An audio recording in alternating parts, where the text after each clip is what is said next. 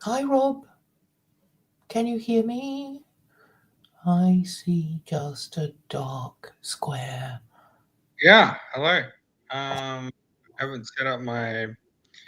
How do I set up a, a person with An a avatar, you mean? yeah with a microphone thing? Um, well, you need an avatar, and then you need to. Um, A halo around their head. well, it's basically saying that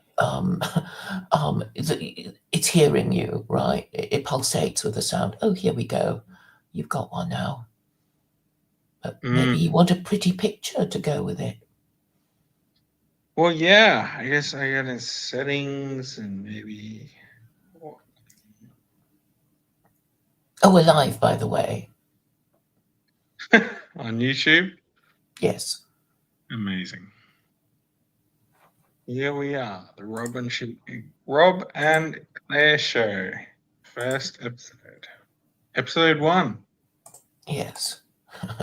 Okay. Episode 1 of the Claire and yeah, I think they do #1, right? Just to show that you're really professional. Uh, Yeah, edit avatar. Here we go. Interesting. Upload avatar. Here we go. I found it. So yeah, it's all professional. We're all live. It's all happening publicly. but you still haven't got an avatar. Well, give me a little bit of time. This is only episode 1, Claire. Maybe I won't even have an episode for an avatar for episode 3. You never know how long it'll take. You know what I mean? This is kind Yeah. of the mystery of it all. It could just happen in the next 20 minutes. We'll never know. Hmm. But I suppose avatars are quite important. I mean, like Vincent just doesn't even care. You know, he's just this sort of purple R. Um, but some people fuss around with their avatar. Um, I mean, you could um, link it with your Twitter avatar, which I quite like actually. That demonic face. You like a bit of the rogue Irishman in a pub looking at you, very suspiciously. A Well, bit of he looks like Satan, to be honest. I don't think of him as an Irishman, but someone satanic. So I think it's actually quite a good one. interesting, interesting. And you know about these artists, right? That did this. Well, you mentioned the name of this Irish artist, but I've forgotten. He does Yeah. stained glass, doesn't he? Yeah, and he does the majority of his, well, he's dead now, but he used to do it with a felt tip pen or an ink dipped pen, sorry, which is even more impressive. What is his name again? Harry Clark. Harry Harry Clark. Clark. Yeah. He does stained glass too, yes. Um, hmm. And and the Rob and Claire show is going to be um, it's going to be a commentary on culture and politics. Would you And art. say? And And art art. and music Well, and music is art, but yeah. hmm, and anything that comes to our mind, really. I guess. I mean it's a general kind of like a general synopsis on our place in the world currently as like, you know, as the antipode to Britain and an eastern antipode to Britain. So the western antipode to Britain is Australia, and the eastern antipode is, Hong Kong. So I guess we have some, uh, we have some common ground here. Yeah, I was thinking of calling it the Down Under Up Over show. The Down Under Up Over Claire and Rob show. But maybe it's too much of a Yeah, that's too much. That's yeah, too much. too the yeah. Yeah, But, that's but too that's much. that's the sort of idea of it, really. It's kind of cringe a little bit. I mean, my whole thing was kind of cringe because I never really finished that sentence. But maybe we call it the East versus the West. The East meets the West, or the East meets the East and East. Well, I was Something. thinking of the Anglo-spherical show. So anybody Yeah, who is yeah. that too Something. cringe? I don't know. Well, that's a little bit too much. But I think we should just stick to the Rob and Claire show, and then we just put like another, like a subtitle, which we can work on the subtitle. I'm sure. Hmm. 3 episodes in, we'll probably come up with it. I Yeah. think I've found my avatar. By the way, I'll work on it. It's not quite set in stone, but this is going to be the one for a little while anyway. Mhm. Yeah, you'll see it shortly, I guess, maybe, or give it a few Mhm. hours. You see it.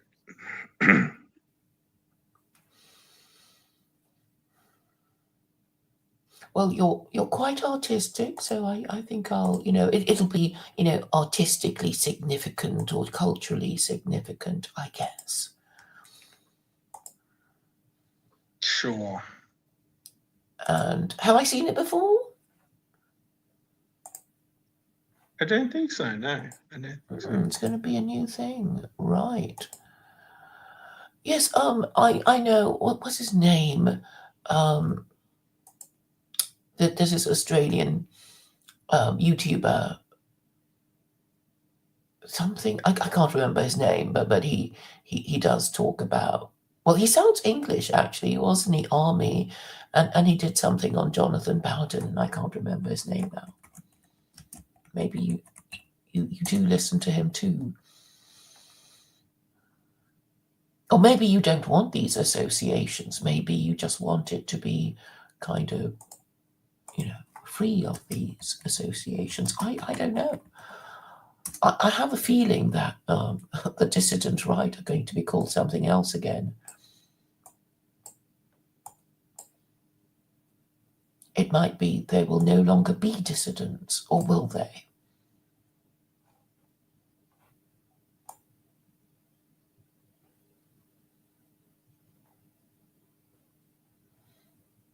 Oh, I can't find his name. Surprise, surprise. Maybe he's been shadow banned. Why has Rob gone quiet? Let me just check on him. He's muted himself.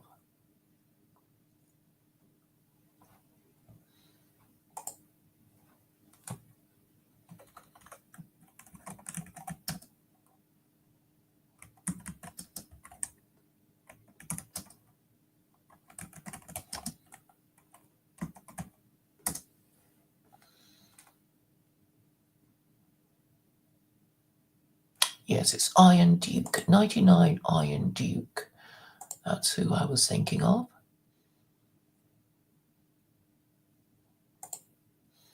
Well, I guess I'll just look at my Twitter notifications while Rob gets dressed, because I guess that's what he's doing. Sorry. Yeah, I just muted myself there for a second.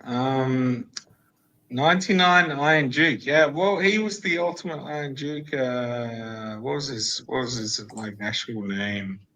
Duke of Was Wellington. Yeah, what was his like actual name though? The Duke. Something Wellesley. Lord Wellesley. Yeah, Lord Wellesley. Was he a Navy man? A what man? A A ladies' man. Navy man. A native man. Navy. Oh no, you're thinking of Nelson. So So the Duke of Wellington was the one who fought in the Napoleonic Wars, and well, I mean, people sort of treat it like a great triumph, but when you look at it more closely, it was he had the foresight to stop his men from fighting until the Prussians arrived, because if he had allowed the men to fight before the Prussians arrived, then it would have been a slaughter of the British.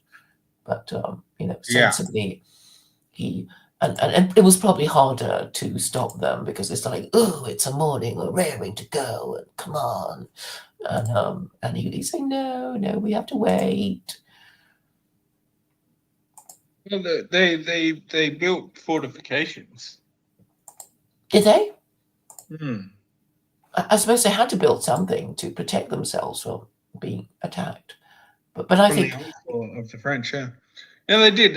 It's actually portrayed fairly accurately in Napoleon. By the dude that did Alien, who we mentioned before.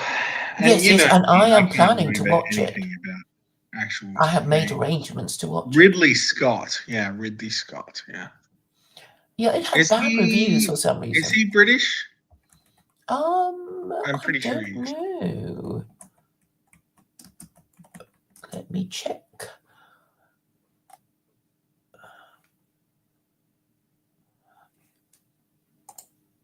(1937) he was born in. Yeah, he's 86 now. Fancy that. Sir Yeah. Ridley Scott is an Yeah, English yeah. filmmaker. Sir Ridley Scott, yeah. Mm. So there you go. You should probably pay attention to him because he's a sir. And was born in the Black Country in South Shields, Tyne and Wear. Interesting. Okay, we can talk about. Oh, Tony Scott is his younger brother. Is he significant? Tony Scott is. Well, here's a Wikipedia entry, and he's also something in movies. So I thought you might have heard of him, but actually he's dead. He died in 2012. Oh shit. Um, he made his theatrical film debut with The Hunger, which you may have seen or not, and Oh, he never also heard directed and produced Top Gun and Beverly Hills Cop, of Days Classic. of Thunder, The Last Boy Amazing. Scout. Mm. So the Scots, I wonder what their last name origin is. I feel like it's like related to the Scots, the actual Scottish, maybe. Hmm. The Scot. Maybe he was like a he deferred. What's the word when you change sides in an army? He went to the good Defect? side. Yeah, he was a defector, maybe, from the Scottish army, and they called him the Scot, maybe. You know what I mean? This is like a classic English way of naming someone. Oh, you changed sides. Okay, we'll call you the Scot now. No? Mm-hmm. I don't know. Well, according to his bio, he was born in Newcastle. You're talking about Ridley right now, right? Yeah. Well, so their father, Is Francis. his real name Ridley? Because that sounds Yes. very us, Ridley. Is that a first name? That's amazing. Yeah. Ridley. Have you met a Ridley? No. Okay. It's very sus. Yeah, Ridley. I don't think I've ever met or ever come across another Ridley. So his father was a partner in a commercial shipping business based in Newcastle, who also served as a colonel in the Royal Engineers during World War II. Fucking based. His mother, Elizabeth, was a miner's daughter. Based. Holy His shit. So he's an actual dude. Yeah, his So grand we should uncle. probably pay attention to Ridley Scott. Yeah. So his grand uncle Dixon Scott was a pioneer of the cinema chain and opened many cinemas around Tyneside. One of his cinemas, Tyneside Cinema, is still operating in Newcastle and is the last remaining newsreel cinema in the UK. Wow, wow, wow, wow, wow. So he's kind of based as well. Hmm. Mm-hmm. So hold on. So let's think about some of these movies. So we're talking about Alien. That was sort of the breakout, right? That kind of Yes. made him famous. And I don't know if you've ever like looked into the behind the scenes, like you know, videos or whatever. But there was this kind of low budget thing where they gave they gave I don't know, was it Universal Studio? I can't remember who the studio was, but they gave him a certain budget. It was actually relatively low for the actual, you know, compared to the end product, which is probably one of the best sci-fi movies of all time. I don't know if you agree with this, but I think Alien was probably one of, if not the best sci-fi movies of all time. Would you agree? I would. I didn't get the Space Odyssey at all. He was also involved in Space Odyssey, I think.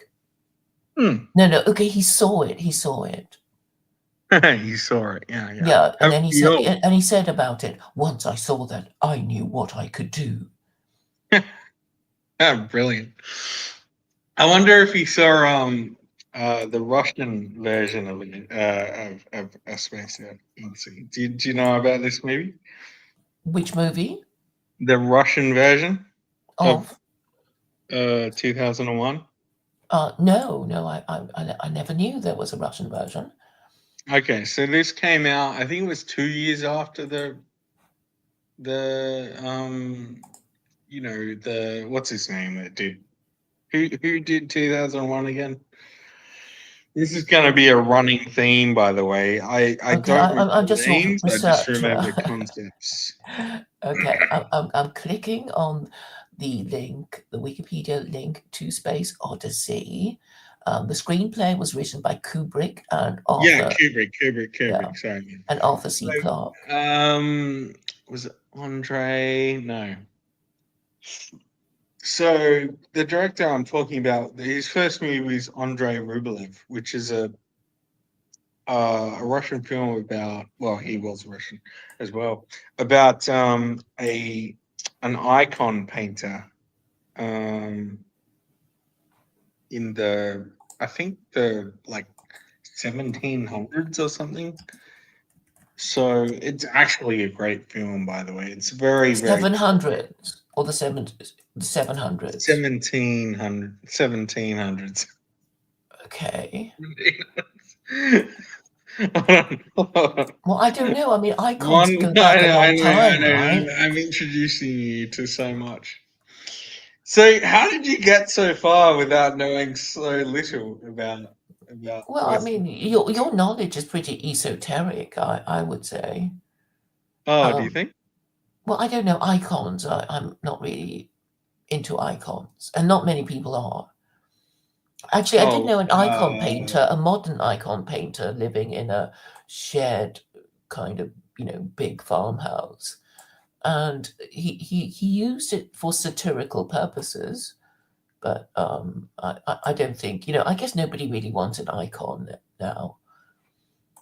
And except for even it, The Russian Orthodox, they worship icons. yeah, but then there was this period of iconoclasm. Do you know about, do you know the history of that? Mm. So it was this So they whole had all back these and forth. icons and then they decided to get rid of them. What was that Yeah. about? You going to give us a mini lecture on that? Hey, thanks for like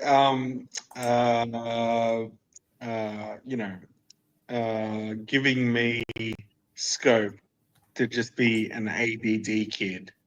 I do appreciate it.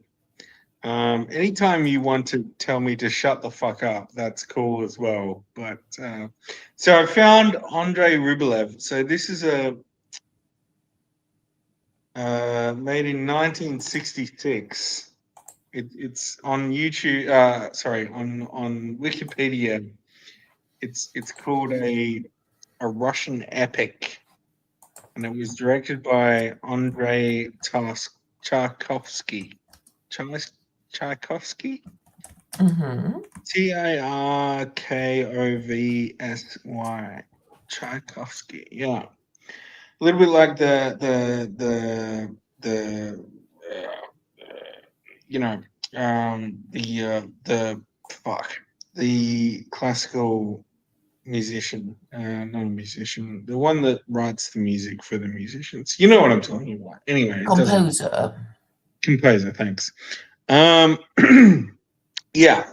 So his films are brilliant. On Andrei Tarkovsky. Everyone should watch his films like back and forth. Everyone will know about Stalker. I feel like, well, anyone with a bit of taste will know the film Stalker in 1979, and the one I was talking about that was related to Kubrick was Solaris, and this was done in 1972. So when did Can we just slow down a 2001? minute because we need to slow down a bit because I need to correct you because apparently Andrei Tchaikovsky was not Russian but was in fact Polish. Oh, okay. Oh, Yeah, oh, yeah. no, maybe okay, maybe, and he died in 1982. But okay, there's somebody called Peter. No, the Tchaikovsky. Then the other Tchaikovsky was um, the composer. So I don't know which one you mean. So Andrei Hold on. Tchaikovsky. I'll find the composer. Hold on. So we were talking about Solaris. So if you could find Solaris 1972 and just talk about that for a minute. And I know this is all new to you, but yeah, I'll find the 1972. composer I was talking about. Yeah, Solaris one second. 1972. Yeah, and Okay. just maybe riff on that for a second because I'm going to look up the actual composer that I was talking about.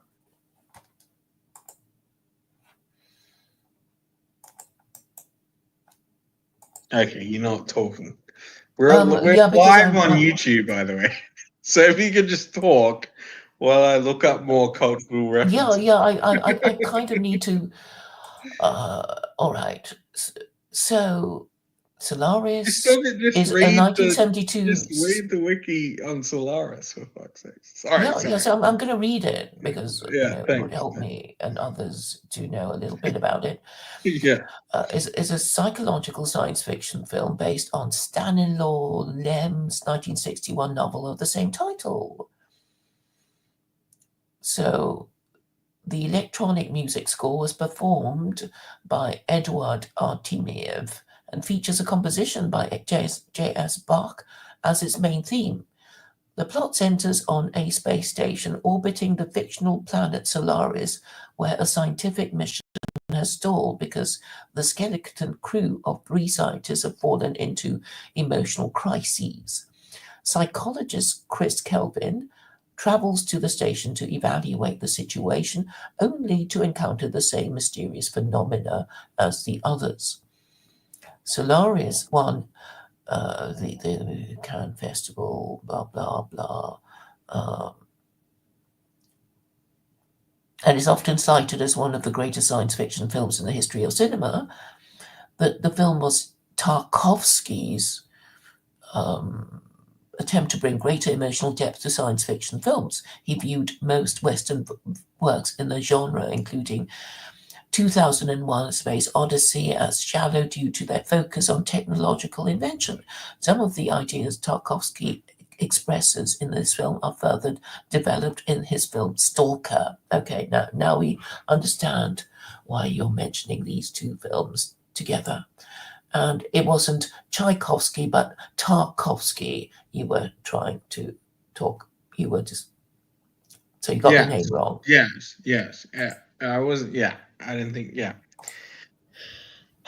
Task. Task. Koski. Yeah, I mean, I can't pronounce words. It's fine, Yeah, but yeah, you it's know, I difficult have with the these knowledge. foreign names. It's backed up. So anyway, Solaris. So Solaris was a reflection of the Kubrick film 2001, right? So 2001, I think, came out in the 60s, did it not? Or the late 60s, I something like don't. that. Right? Yeah. Yeah, yeah. Solaris was like the Russian version of that, and it Hmm. was incredible. I mean, Hmm. if you haven't seen it, you should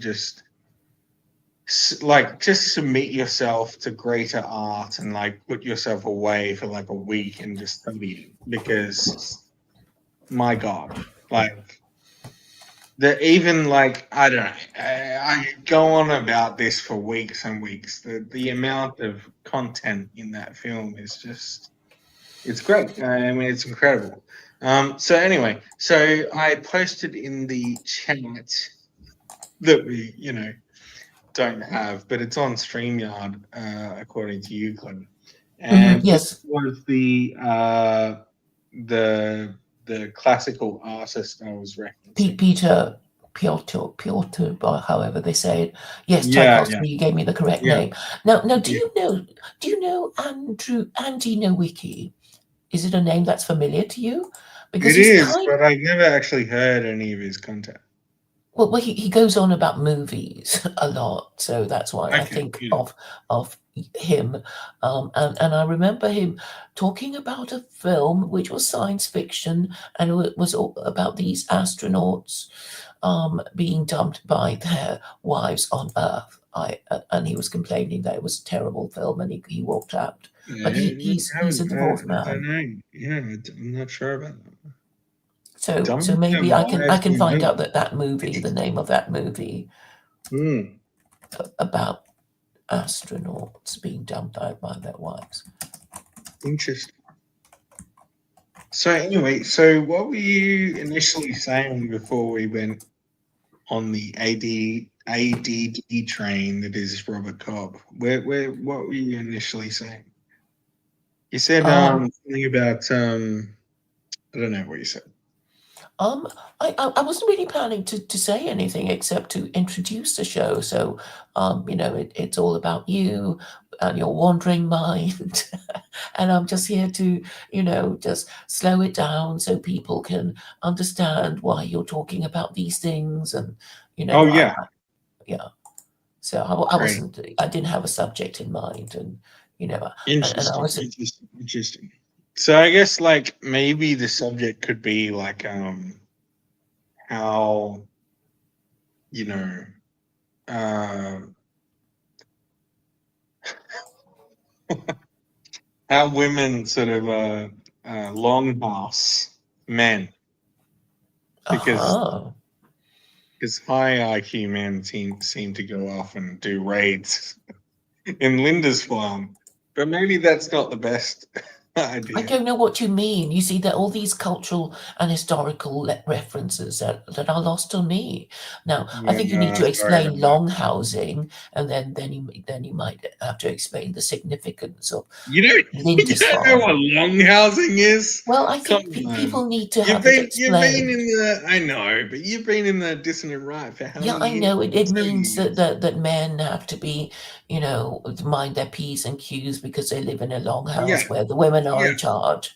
Right. Yeah, Okay. Okay. yeah. So it goes back to the like the Viking age where the men went off to war and the men that were left like were making their way in the longhouse where whoever built the longhouse, it doesn't matter, maybe men, probably men, but the women lived in the longhouse and they directed the men and they basically ruled the longhouse, right? So they prevented the other men that were living in the longhouse from, doing anything good, at least Yeah, in but their minds. They they because the they, men had they no wanted to be privacy.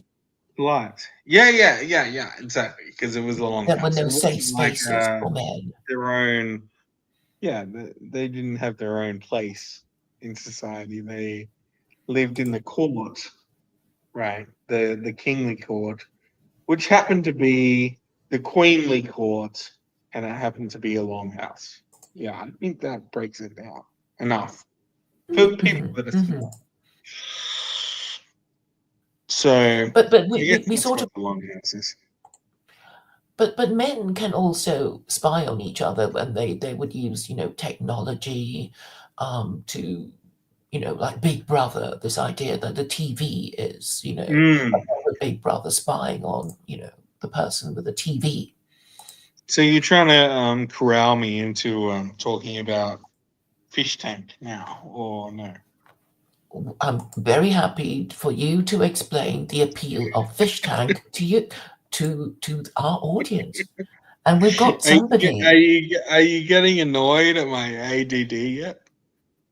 No, I don't mind. We actually have one Jewish viewer called Judas, Oh, who great! who is Thank familiar God with we have Judas here. Yeah. who, who is autistic, so he might be very, very nice for you for a while and then turn on you. That's what he does. And I know recently he was begging to be let back on, um, to post on YouTube, Luke Ford's channel, and Luke Ford said no because Mm. yeah. But you do know who Luke, don't you? Luke Ford, Vaguely, who's vaguely, another yeah. Aussie living in Okay. LA Okay. with his political commentary. Hmm. You know, the interesting thing is, like, I don't know if I should admit this on our first episode of the Robin Clare show, but I'm not that interested in politics, to be honest. In terms of Yes, like, well, maybe you've surmised this via our Twitter interactions, but it's just like, I don't know. I find a lot of it boring. Um, I feel like greater truths can be, reached out through spiced. philosophical discussions rather than political Yeah, discourse. yeah, But yeah. sometimes the two merge because, Mm, um, sometimes maybe we just need to focus on the meaning of words, which a lot of people do not because they think they know the meaning of big words when in fact they don't. mm. Like, What justice exactly? and fairness and matriarchy and nationalism and, those things I think people, you know, don't really know. We've got 5 viewers now. Wow, this is greater than Twitter, not. I've got a tiny channel now. I used to have a bigger channel maybe with if I 1.4. maybe if I get my avatar involved, we may Yeah. get Tart more yourself viewers. up, Rob. Tart yourself up for our audience. Yeah. Go and get dressed and put your makeup on. Oh God. Okay. You don't need to. Okay. Well, uh, Maybe well, I'll we just hold our cathedral breath first. in suspense at what you're going to show us. Maybe I'll just cathedral post. Well, I don't even know what that means. It's very simple. It just means posting a picture of a cathedral. There's no great Is that it? mystery to it. Oh, yeah, I Yeah. get it. I get it. Pick. The greatest like structure built by man, by the way. I feel like maybe I don't know. What do you think? What do you think if you put $10 on it? What would be the greatest structure built by mankind? Well, I suppose people will immediately think of skyscrapers, and psychologists will say they're just a phallic symbol. And then you think of the Tower of Babel, and well, the story of how God brought down the Tower of Babel by making Hmm. people not understand each other, and then we're back to the meaning of words. All right, back to your actual answer. So, what do you think the greatest structure built by mankind that isn't mythical that exists today still? What do you think it was? In your own opinion. I don't Well, want I to don't know. I'd quite like to see the hanging gardens of Babylon, but I guess it's the pyramids, right? One of okay, the that doesn't wonders of the exist anymore. world. Something that exists still. Pyramid. It, The pyramid, the Great it still Pyramid exists and is still of regarded as Giza. one of the. Yeah, that one. Really? Of all time? Okay, I'm going to go for. Okay, I'm going to Google wonders of the world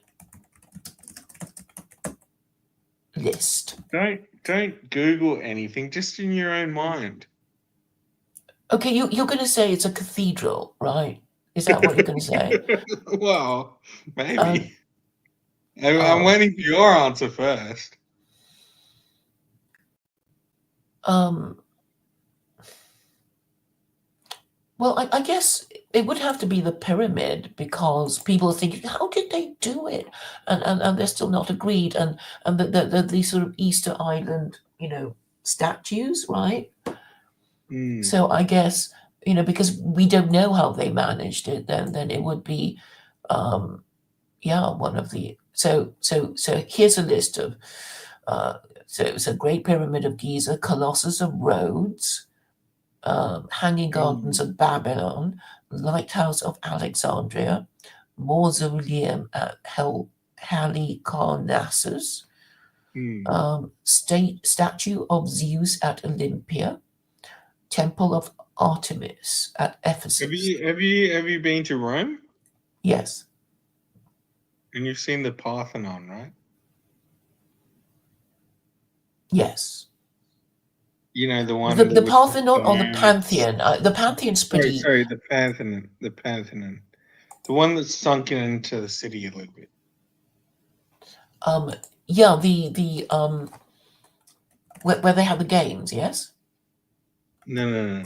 It's Uh, the okay. uh, Uh it's oh like no, a no, that's not in Rome, silly person. It's in Athens. no, Yes, it I is have seen that. it The is no Parthenon is in the one I'm Athens. talking about is Rome in Rome. Well, then it's the Pantheon. it's a similar name.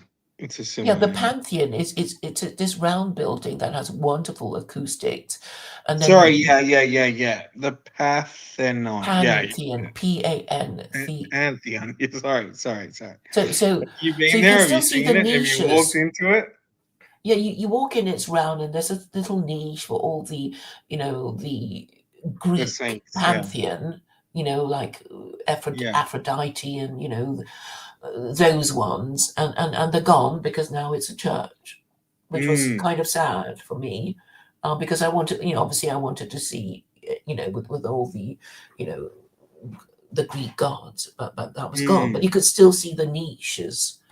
But it's a pretty amazing building though, isn't it?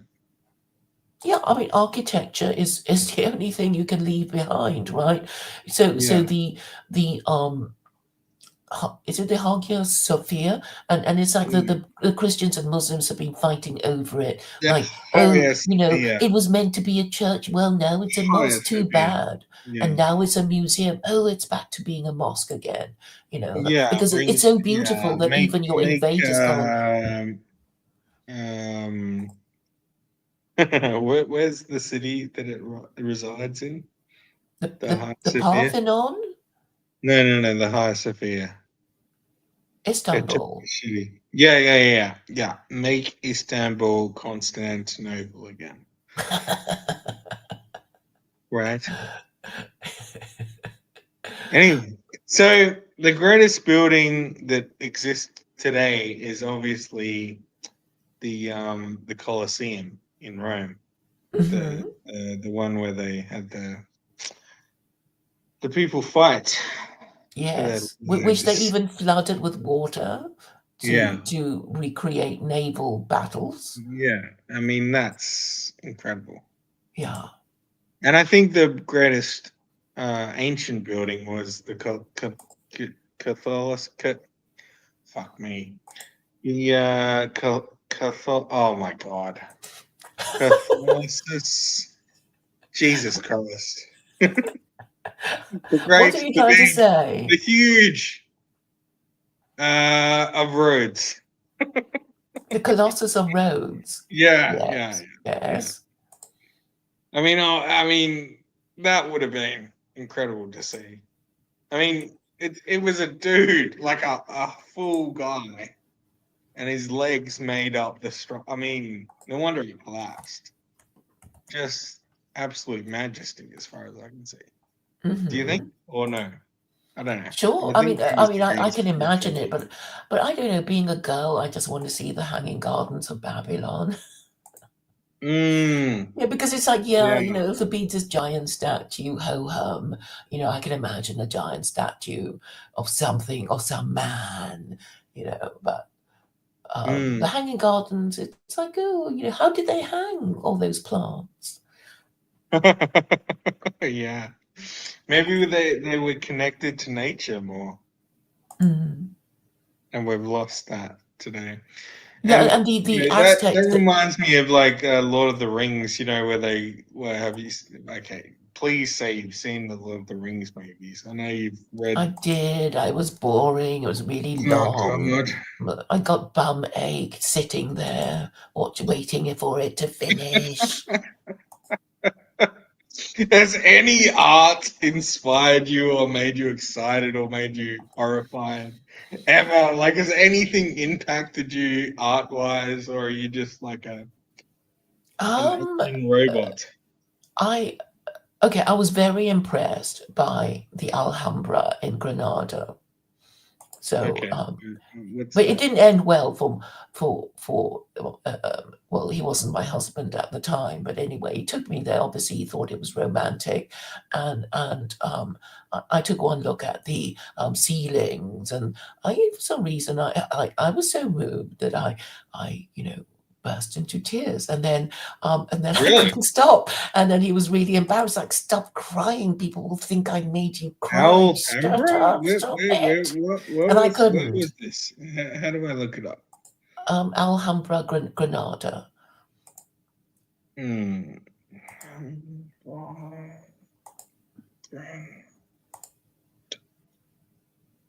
So Granada was like a military fort for a little while. Hmm. Okay, so this is like a Persian building. Well, an Arab building. Yeah, it's Moorish, right? Hmm. Interesting. It's a Can I ask UNESCO you World a personal Heritage Site. question live on YouTube right now? Yes. Was your husband, your ex-husband, was he of the Persian or No, no, and he's or Arab? white and British. Okay. Really? Mm. So why I'm did I'm you? not Muslim. Sorry. No, and he was Anglican. Although he said, I don't. I do believe in God, but I really don't believe that Jesus was God. That's what he So, said. so why? Interesting. So why did you think that? I mean, don't get me wrong. It's great architecture. Like it's pretty You have to cool. see it. You have to see it. I'm I looking at mean, it right now. I'm looking at multiple yeah, pictures. So it's kind of on okay, the edge of like a river or a lake or something. yeah. Yeah, It's the pretty interior. impressive. Uh, Yeah. How did they? Yeah, it's interesting how people made such impressive structures with they've got it's like the little it has like very little columns, but there's multiple of them. And then there's this like lattice work above the arch. It's very interesting. I wonder if mhm. they carved that out of solid rock or they just built it up over time. It'd be interesting how long it took to build. I think some of the Asian structures are very interesting. Like, have you seen pictures of Japanese temples or like Japanese castles? I haven't. I've seen a few pictures, but haven't visited to Japan. So, do you know what It GM reminds me Rizzlers of that a mean? little bit. Sorry, Do you know what GM Rizzlers mean? GM Rizzlers? Well, somebody just posted it. Well, actually, it's SJJ. No, I I have no don't. idea what he means. There's all these new words, and I have to learn, because GM Rizzlers. I don't. No idea. We're too old to understand your slang, Stephen. Sorry, you'll have to repeat yourself in long form.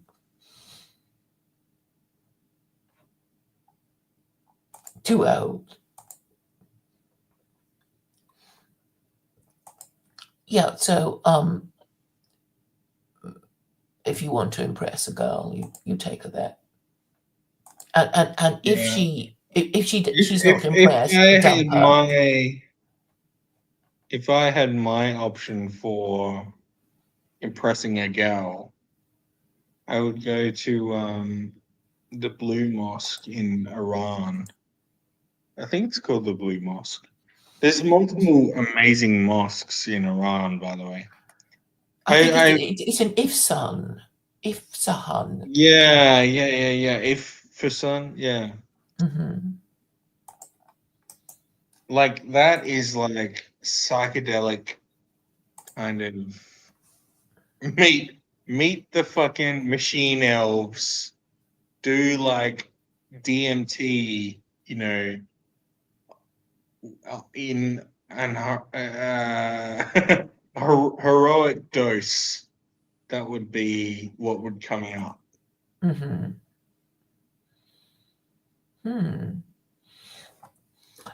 Yeah, I mean that's something that very impressive about cathedrals and buildings and the whole idea. It's like fascist architecture. I mean they're made to dwarf you, right? And if you go to China, like everything's so big, it's so fucking big that you think. Well, I mean, but the whole idea is yeah, you're meant to feel small. You're meant to feel, overawed by the, immensity of the structure that so I guess and then if you go to St. Peter's in Rome, there is this sort of a kind of like the sort of and the what's it, the cloisters. So basically they're built in the shape that suggests that somebody is holding out their arm to hug you. Have you been to Rome? Yeah, I mean Rome. I don't know. It was great. I mean, don't get me wrong, but it was kind of like a little bit kind of unkept. Like I wish they took more care of what they had or whatever. But I Yes. was very impressed by the monument of the fallen soldier, the fallen unknown soldier. Um, Probably it was actually more impressive than a lot of the ancient structures. Uh, Mm-hmm. I think Mussolini uh, made it happen, or what's the word? He put the money up for it to, be a thing. Um, it's on basically on the top of the seven hills of Rome now. So I think Mussolini conquered Rome via architecture, at Yeah, least. the architecture is outside Rome. It's in the suburbs. I've never seen it, but I've only seen pictures of it.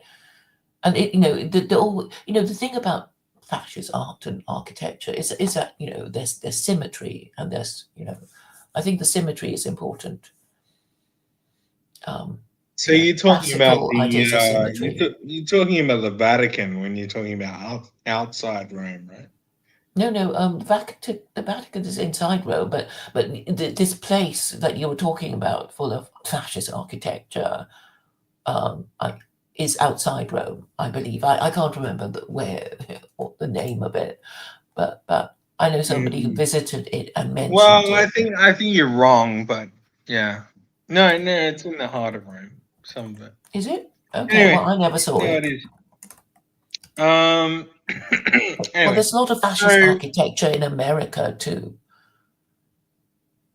Yeah. Because What I there's a mean, like, fasces and how did they do Washington D.C.? That was just pretty much the new Rome, wasn't it? It was like Freemasonry on crack. yeah. And they still have it, and the fasces is basically a bundle of sticks, tied up, right?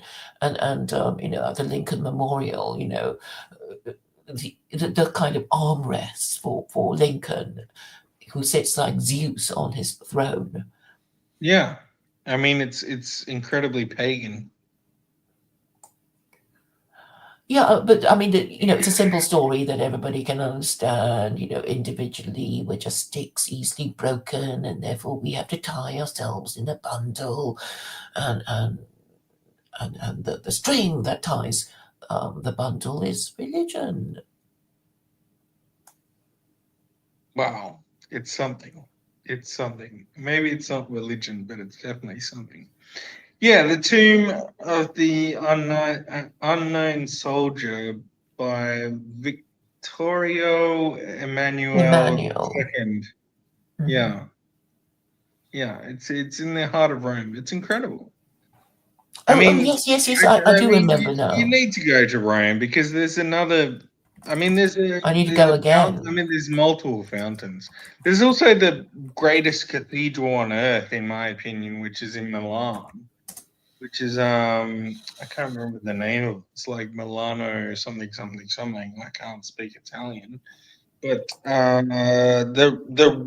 the roof, which is uncommon for cathedrals, by the way, the roof is made of stone.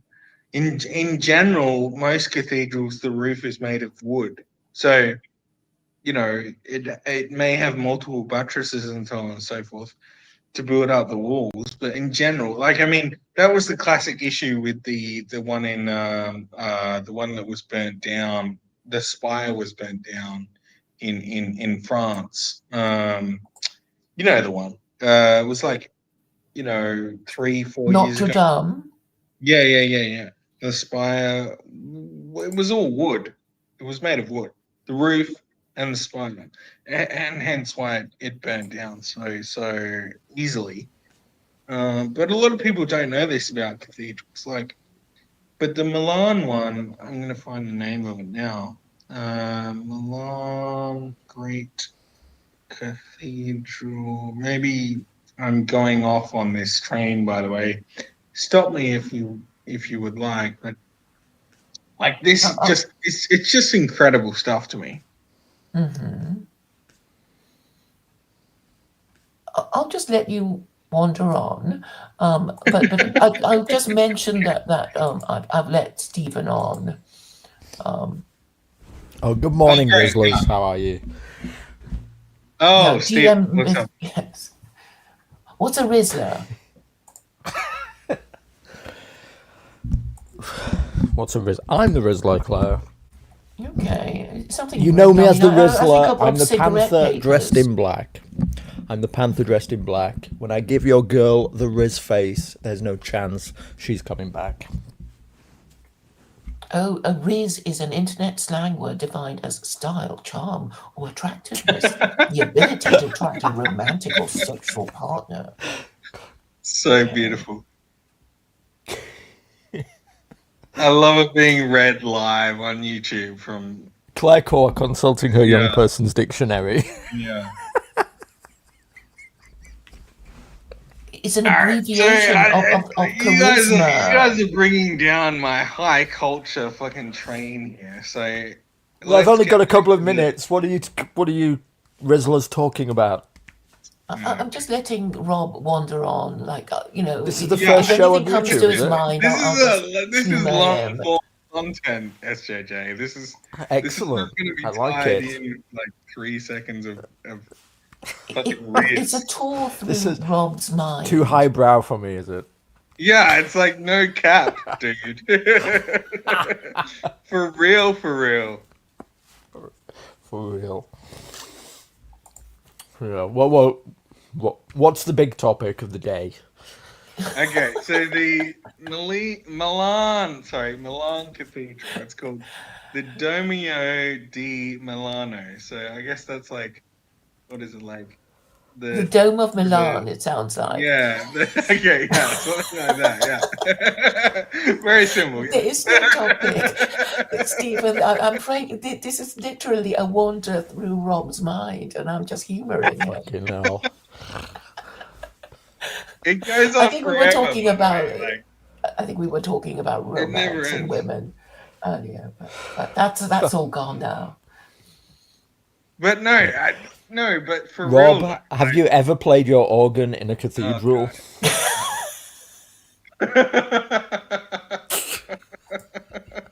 not on camera. No.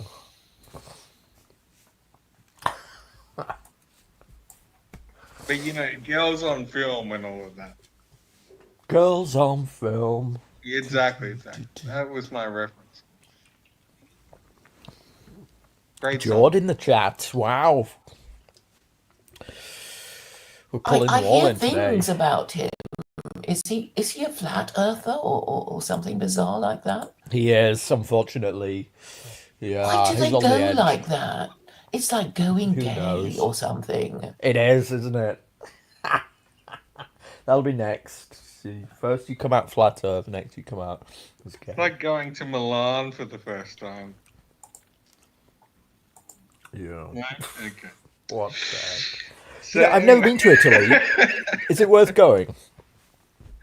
yeah, bro. Like, it's worth going to Italy. Absolutely.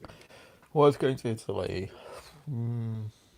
Definitely. Where should you go? Milan It's Rome, very yeah. romantic. and Lake Como is incredible. This is the idea. I think in my mind I need a girlfriend to go to Rome. I wouldn't Yes. actually go against that. I would actually advise that. Yeah. Yes, But she has to be an art hoe, because I wouldn't bring any old girl like that's just gonna fuck off and like go shopping or whatever. Do you know what I mean? Yeah. She Yeah, I needs to once be went- interested in the old you know, whatever it is. Oh, I once visited Paris, right? This was about 8 years ago or something. Visited Paris Did you on get the Paris Eurotunnel. syndrome? Did you do I like fucking a hated it. Japanese? Hated Yeah, you it. went like full Japanese, and you were like, "Oh my god, I'm sick. Why am I here?" Oh my god, it was awful. Literally, Yeah. just visited the Eiffel Tower, which is a nightmare, patrolled by soldiers and just like full of like I know refugees and whatever foreigners, all just trying to scam you under the Eiffel Tower. You know, with soldiers with guns in military uniforms. Traffic jams like crazy. That we got in a taxi and said, "Take us back to the train station. We've had enough." After like an hour, God. and I bet you and we were- expected like the Eiffel Tower to be impressive as well, didn't you? yeah, you did. Plus, But we it's went like on a a Sunday. big Everywhere was metal shut. fucking- It's not even that good. It's like a big rusting metal thing. Yeah, everywhere's fucking shut. So like planned the whole thing badly. So we had no idea of this. So, but traffic jams. I mean, even on a Sunday, and we get to the Eiffel Tower, we're like, fuck this. We've seen enough already. This city sucks. So we're like, we're done. We're gonna go back to the train station. Wait for our train to. It was like a day trip on the Eurotunnel, and we were only a couple of miles away, like at the Eiffel Tower from the train station. So we think, right, get in a taxi, head back, get in a taxi, and sit there for over like an hour and a half in traffic. Could have walked back quicker. It just sucks. Welcome to the modern world, brother. France used to be a great nation. What a shit city. Worse than London, like by about 100-fold. Yeah, but London isn't even that good anymore. I mean, I don't know. Like, let's be honest. Well, I had two different London has experiences of Paris. One nice and one not so nice. With Parisian. How long ago was that, Claire? There was a long interval. So the first time it's like, wow, that's just so rude. I can't believe how rude they are. Yes, rude. Based. And then the second time it's like, oh, they're being so nice to us, you know, and Unbased. I don't know. That's the difference between people that are proud of their culture and people that have lost their culture. Hey, Um, here's the other shocking thing, right? There's a McDonald's opposite the train station in Paris, the Mm. main train station. You come out, they don't speak a word of English, so you know they won't help you if they detect that you're not French. They look at you and scowl, which I guess is fair enough. You know, it's their country, but you'd think the main train station outside of Paris, they'd at least be inclined to like help you. And here's the worst part, right? On a burger, they don't even shred the lettuce. They just put a big fucking like lettuce leaf on your burger, which is disgusting. So So I don't mind hold on, that. hold on a second. So you went That's how into normal McDonald's. people have their Wait, salad. wait. You went into McDonald's and you got a burger from the McDonald's in Paris, is what you're saying. yeah, un Oh burger, God. por favor. Why would you ever do Un that? burger, s'il vous plaît. I thought you hated America. What the fuck are you doing? Un Big Mac, s'il vous plaît. Oh God. I mean, I know you love Trump, but Jesus Christ, please. And they When don't in Paris, no shredded don't go lettuce. to What the fuck are they McDonald's. I mean, thinking? that would be the first step, no? Well, what's the other choices? Frogs, legs, and snails. Ugh. Well, at least give it a go. I don't know. Fucking go into the countryside and drink some wine with some fucking old Frenchmen. I don't drink. And I'm very Well, there's your particular fucking about issue, food. dude. Get over fucking McDonald's and go drink, at least. I lived in Thailand for 8 One months, time. and And he all just I ate was ate chicken- chicken nuggets. Yeah. chicken nuggets. Yeah. And What a neb. unshredded lettuce. Oh, God. Chicken nuggets. Thai food, it sucks. Chinese food I mean, the sucks French even actually more. do cook well. If you go and like actually find some real Frenchmen and like actually like partake in real French food, you'll be like amazed. Ugh. Like honestly, That is I know my you don't eat idea of food. hell. I know you don't know what food is, but like Christ, just try some actual cuisine, please. You know, my idea of actual hell on earth is going into one of these fancy restaurants because Oh God. I'm uncultured, I guess.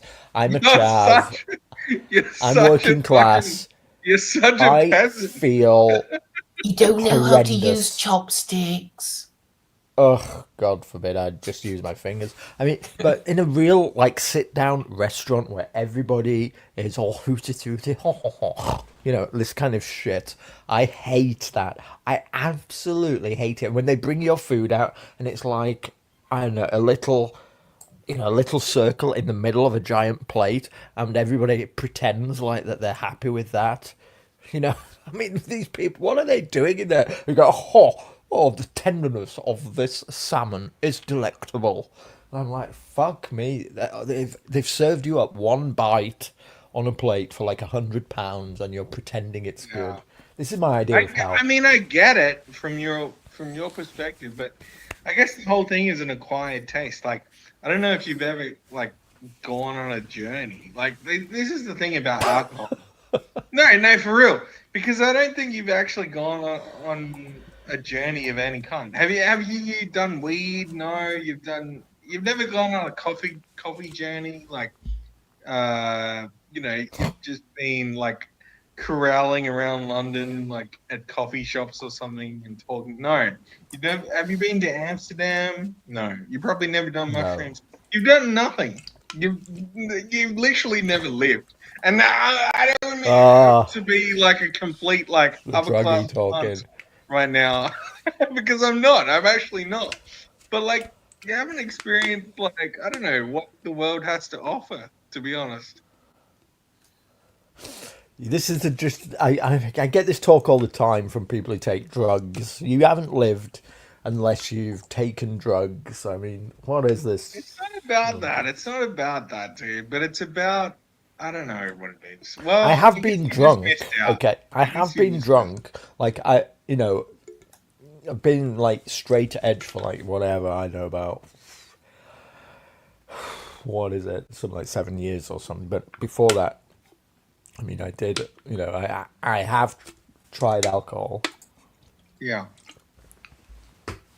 Hate it. Sucks. Absolutely sucks. Yeah, Don't know it why was people it was like that shit. the setting that you were doing it in there. I mean, they go on about set and setting and people that you're around and so on, but that's the whole thing. It's not really about the drug. It's about the company and the journey.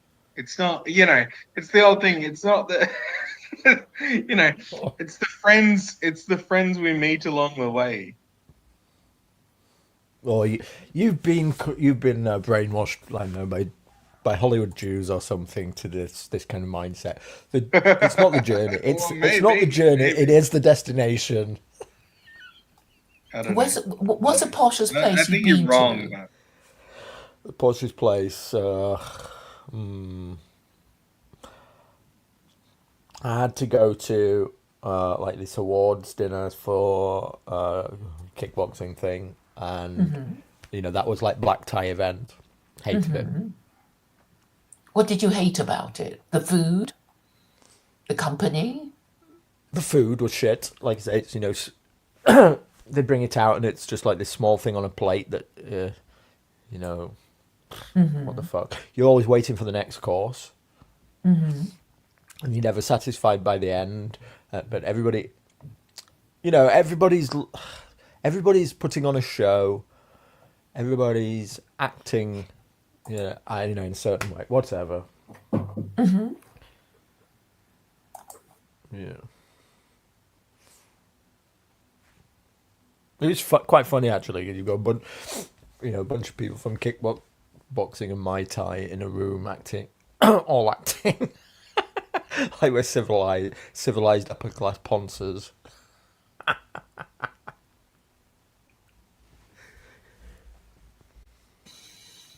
I'm afraid I didn't hear the last minute of whoever was speaking.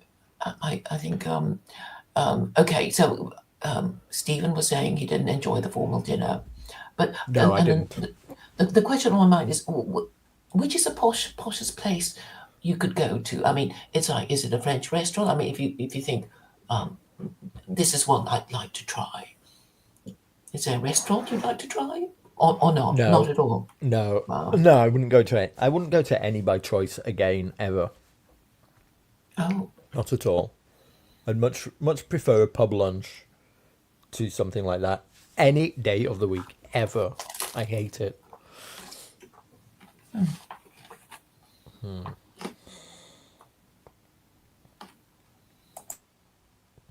Don't you hate being? I mean, I hate people watching me eat. So, it's they're so attentive in these restaurants.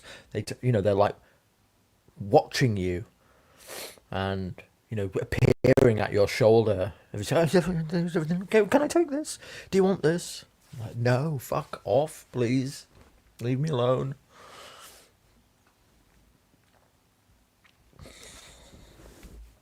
I guess the whole thing is if you're in good company, like say you're on a date or whatever, and you're having a great conversation with your date, and the help, How the can waiters you have come a great up, conversation?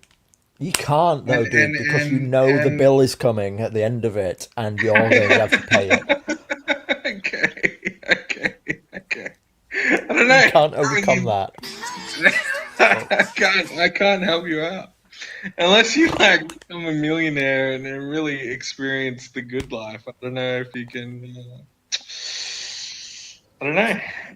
that was what I was trying to ask Stephen. Like, you know, if money were not a problem, is there, like, would you like to go to the Ritz or I don't know, the Dorchester or No, I whatever? would not go. I would not go. I have no Even if you interest. won the lottery. Yeah, it's my idea of hell. I don't like it. This, it's performative to me. These So people are all any there to put on a show, to act like, look at me, I'm wealthy, or I'm civil, I'm super, like, refined. so I can't do it. any birds listening that are interested in Musk Maximalist right now, just know you'll never be taken on a date. Yes, you You'll will. be Okay. you'll Yes, be you kept will. in the back room But attending to the garden, and you won't be let No, out because we'll go to Greg's. Okay, he's not going to enjoy it we're gonna go to Greg's, ever. McDonald's, Oh god. maybe a pub, a Okay, harvester, a a winding pub is wheel, or cool, whatever. but a No good pub, Indian, no a good pub Chinese, meal, no to be honest, Thai. is great. But I don't know. I don't know. Asian This, food this sucks. used to exist pre World War Two, by the way. Like even pre World War One in Britain, like there was some great cuisine. Like British cuisine is actually pretty good. Like if you find, some authentic British cuisine that isn't just like Greg's. What I I mean, actually that's like, that's one thing the British do great is and they do it in Australia still is the pastries, the bakery, the local bakery. Like some of the local bakeries in Australia are fucking brilliant. Like good pies, good I don't know,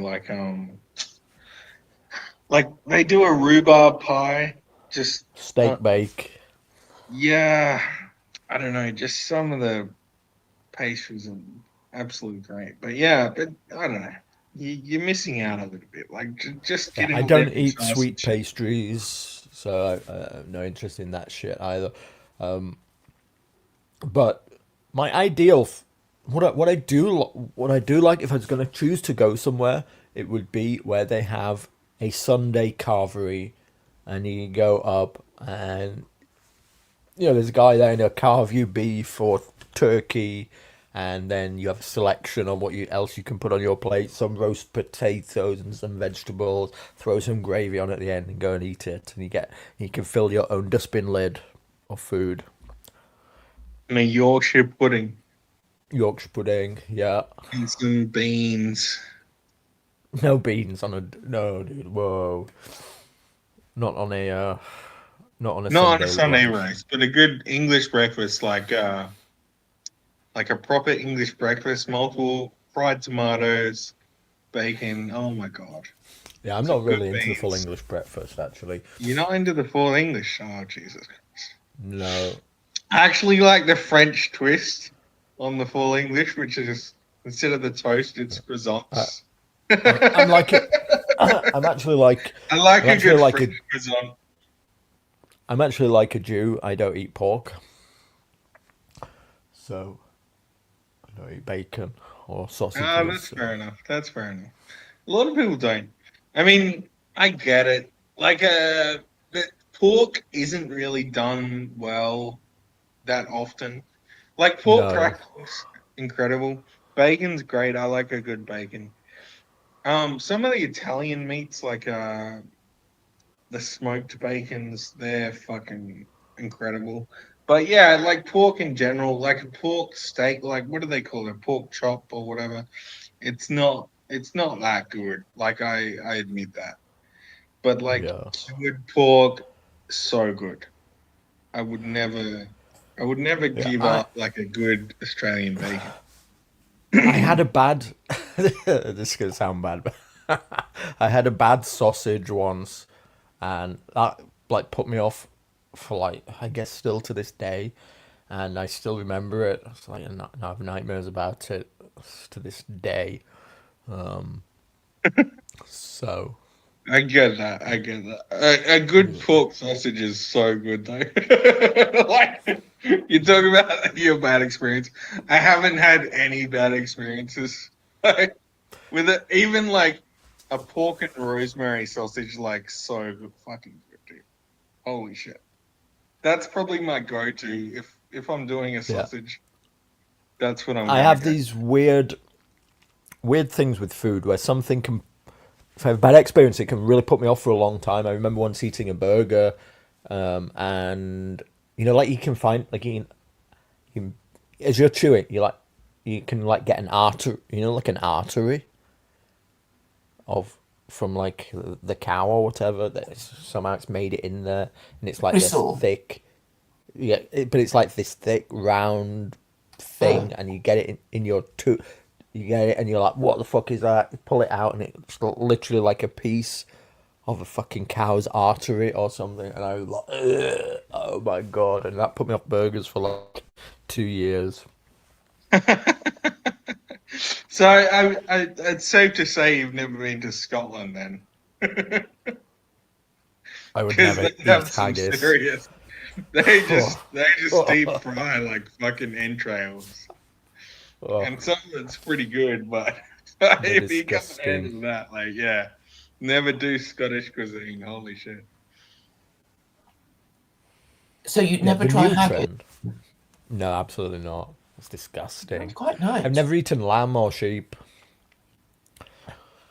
There's so many things I've Wow. never tried, to be honest. I've never tried and never would try shellfish, anything like that. Prawns, lobster, all that stuff just makes me want gag. The idea of eating it. Consider those like That's bugs incredible. of the You know, sea. an Australian staple in for Christmas time is a prawn cocktail. So these are Ugh, make me cold sick. prawns, like they've been cooked and deshelled, but they're like Ugh. cold and it's on the edge of a glass. So we have this like it's almost like a little mini wine glass, and you put the prawns on the side, and then you put lettuce, like shredded lettuce inside, and you pour a cocktail mix over the top.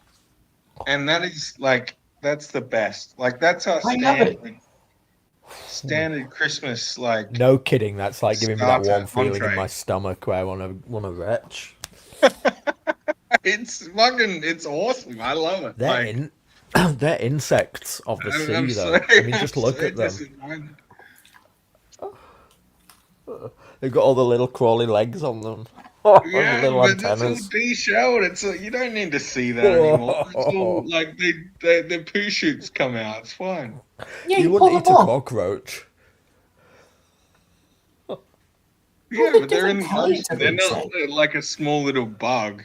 Like they've evolved beyond that, Yeah, they're dude. big bugs. They're big Yeah, fuckers. exactly. Sad, And dude. they're Sad. gooey. You're a Oh sad my man. god, you see people bite them. All the insides are gooey. Ugh. That's why you cook them, dude. Have you I can seen understand Claire Court eating this shit. She's like Oh Chinese eating god. scorpions on sticks and that. Yeah, when you go to China, you'll have all these delicacies. Chicken's feet and scorpions on sticks. That's what you get at Claire Court's house. Oh my god. One of the thing I would never try is what are they called like arthropods or something that it's like this Chinese or Japanese like it's like a shellfish but it's like ancient. It's like you know those ancient fossils they show on like the Discovery Ammonites. Channel? Or whatever. Yeah, it's like that, but like they actually eat those things. What are they Oh. called? They're like literally just full shells with multiple legs. Yeah, I can't I've abide never any of even this. heard of them.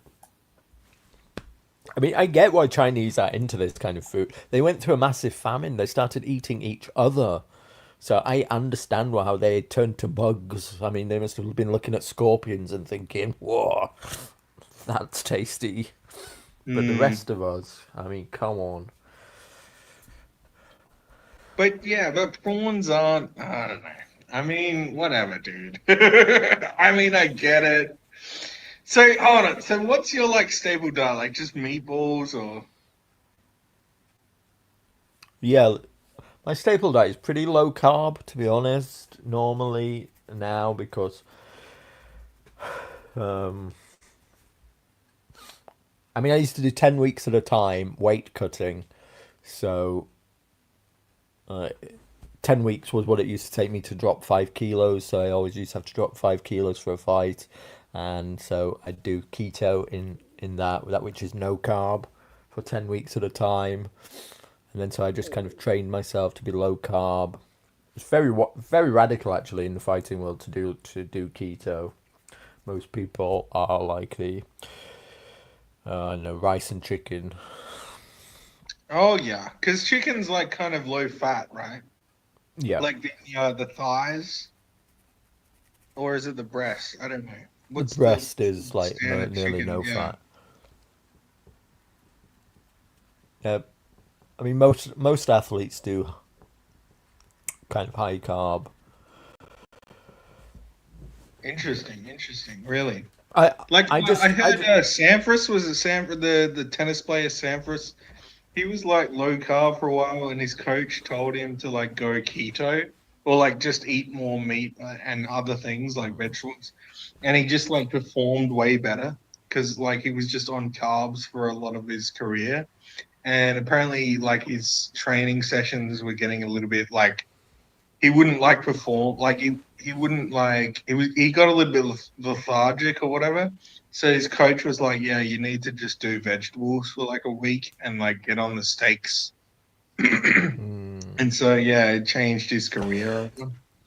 the reason I ended up doing it is because like every person who cuts weight for a fight, everybody does keto for the week before the fight because you're cutting water weight.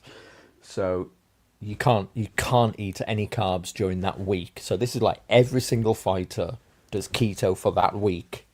So in my mind, I was like, whoa, well, what if I try it like for like the 9 or 10 weeks that I have to cut the 5 kilos, and I just realized it's so much easier. You can just like drop weight off. You can just like basically eat kind of what you want as long as it's not carbs, and the weight just falls off you. So it's like easy mode of cutting weight. You're not hungry for 10 weeks instead of it being this absolute fucking nightmare where you're just you're ravenous for 10 weeks. So I just used to go into easy mode keto for 10 weeks.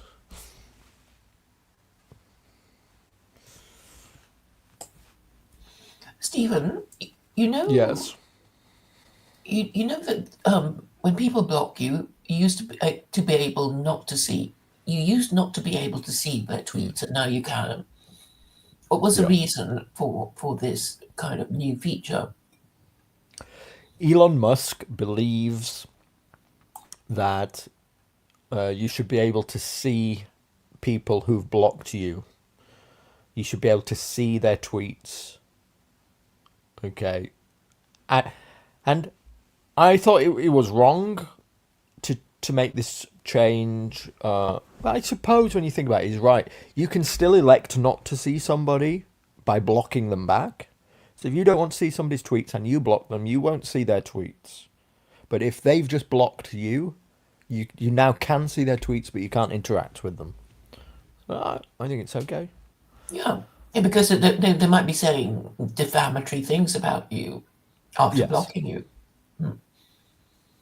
Yeah. Okay, yeah, that's a good feature, I think.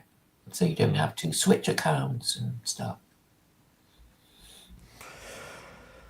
Yeah, I mean, a couple of weeks ago, I did for the first time make an alt account just to have a look at some people who, block me, like Academic Agent or whatever, occasionally, because I do the show. So I thought, oh, I'll make this alt account, follow nobody, just keep it quite secret, and go and have a look occasionally at people. But, I mean, then it's changed this feature anyway, so I don't really need it anymore.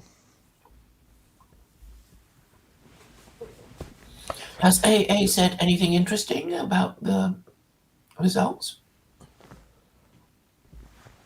What AA always does is turn everything into validation of his own theories, even if they disprove his theories, because his first and foremost attention is to keeping his cult, his audience, believing that he is, this great sage of politics. So that's what he's currently doing. He's saying one of his like USPs is to say that the woke is being put away by the regime. So he's crafted this narrative that Trump isn't like this alternative regime candidate. He is actually being chosen by the regime because the regime wants to put the woke away. I mean, even though they've tried to assassinate him twice, impeach him twice, and indict him, on felony charges 4 times, according to Academic Agent, he's the regime's choice candidate. Doesn't make any sense, but that's what he's running with, and he's trying to gaslight everybody that he's correct. It's just bad Yeah, analysis. yeah. I mean, it's annoying having these sort of, ridiculous debates when more important things need to be discussed. Meat and Yeah, potato but issue. if you're a internet pundit, you have to have a unique selling point. You have to have something that you can sell to your gullible audiences where they think they're getting unique analysis from you. So they buy into you and they think you're clever, you're smart, they're getting something from you that they're not getting elsewhere. So you come up with these positions like Academic Agent does, and then he just owns them. He refuses to debate them. He blocks anybody that disagrees with him, and he gatekeeps his audience. So that's his modus operandi. That's what he's always done, and it works for him. He sells fucking books based upon this dog shit analysis that he refuses to ever debate. Anytime he's debated anybody, he's lost. So all his methods are just to, give like kind of semi unique takes on an event, and then block anybody who disagrees, and then gaslight everybody that he's correct. So who has he debated, and how did he lose? He once debated, I think probably like the last debate he actually had was about a year and a half or 2 years ago with Joel Davis, actually. And the debate was whether you need a positive vision or not. Because his idea is that he actually claims you don't need a positive vision, that it's okay just to be basically like a deconstructionist, to have a negative vision all the time, a naysayer. And Joel Davis's position was no, you actually have to have, like, you have to actually offer somebody an alternative if you're going to get anywhere. Of course. But then So there are people like Stephen Broughton who hasn't got a vision, and he just goes around saying the same thing again and again. It's all going to collapse, all going to. So I don't quite know what compels him to do it, other than, it's my view and I'm going to promote it, even though it's not particularly useful. a lot of people do genuinely feel like that because they're demoralized. And they're demoralized by the dissident right and these characters who all they are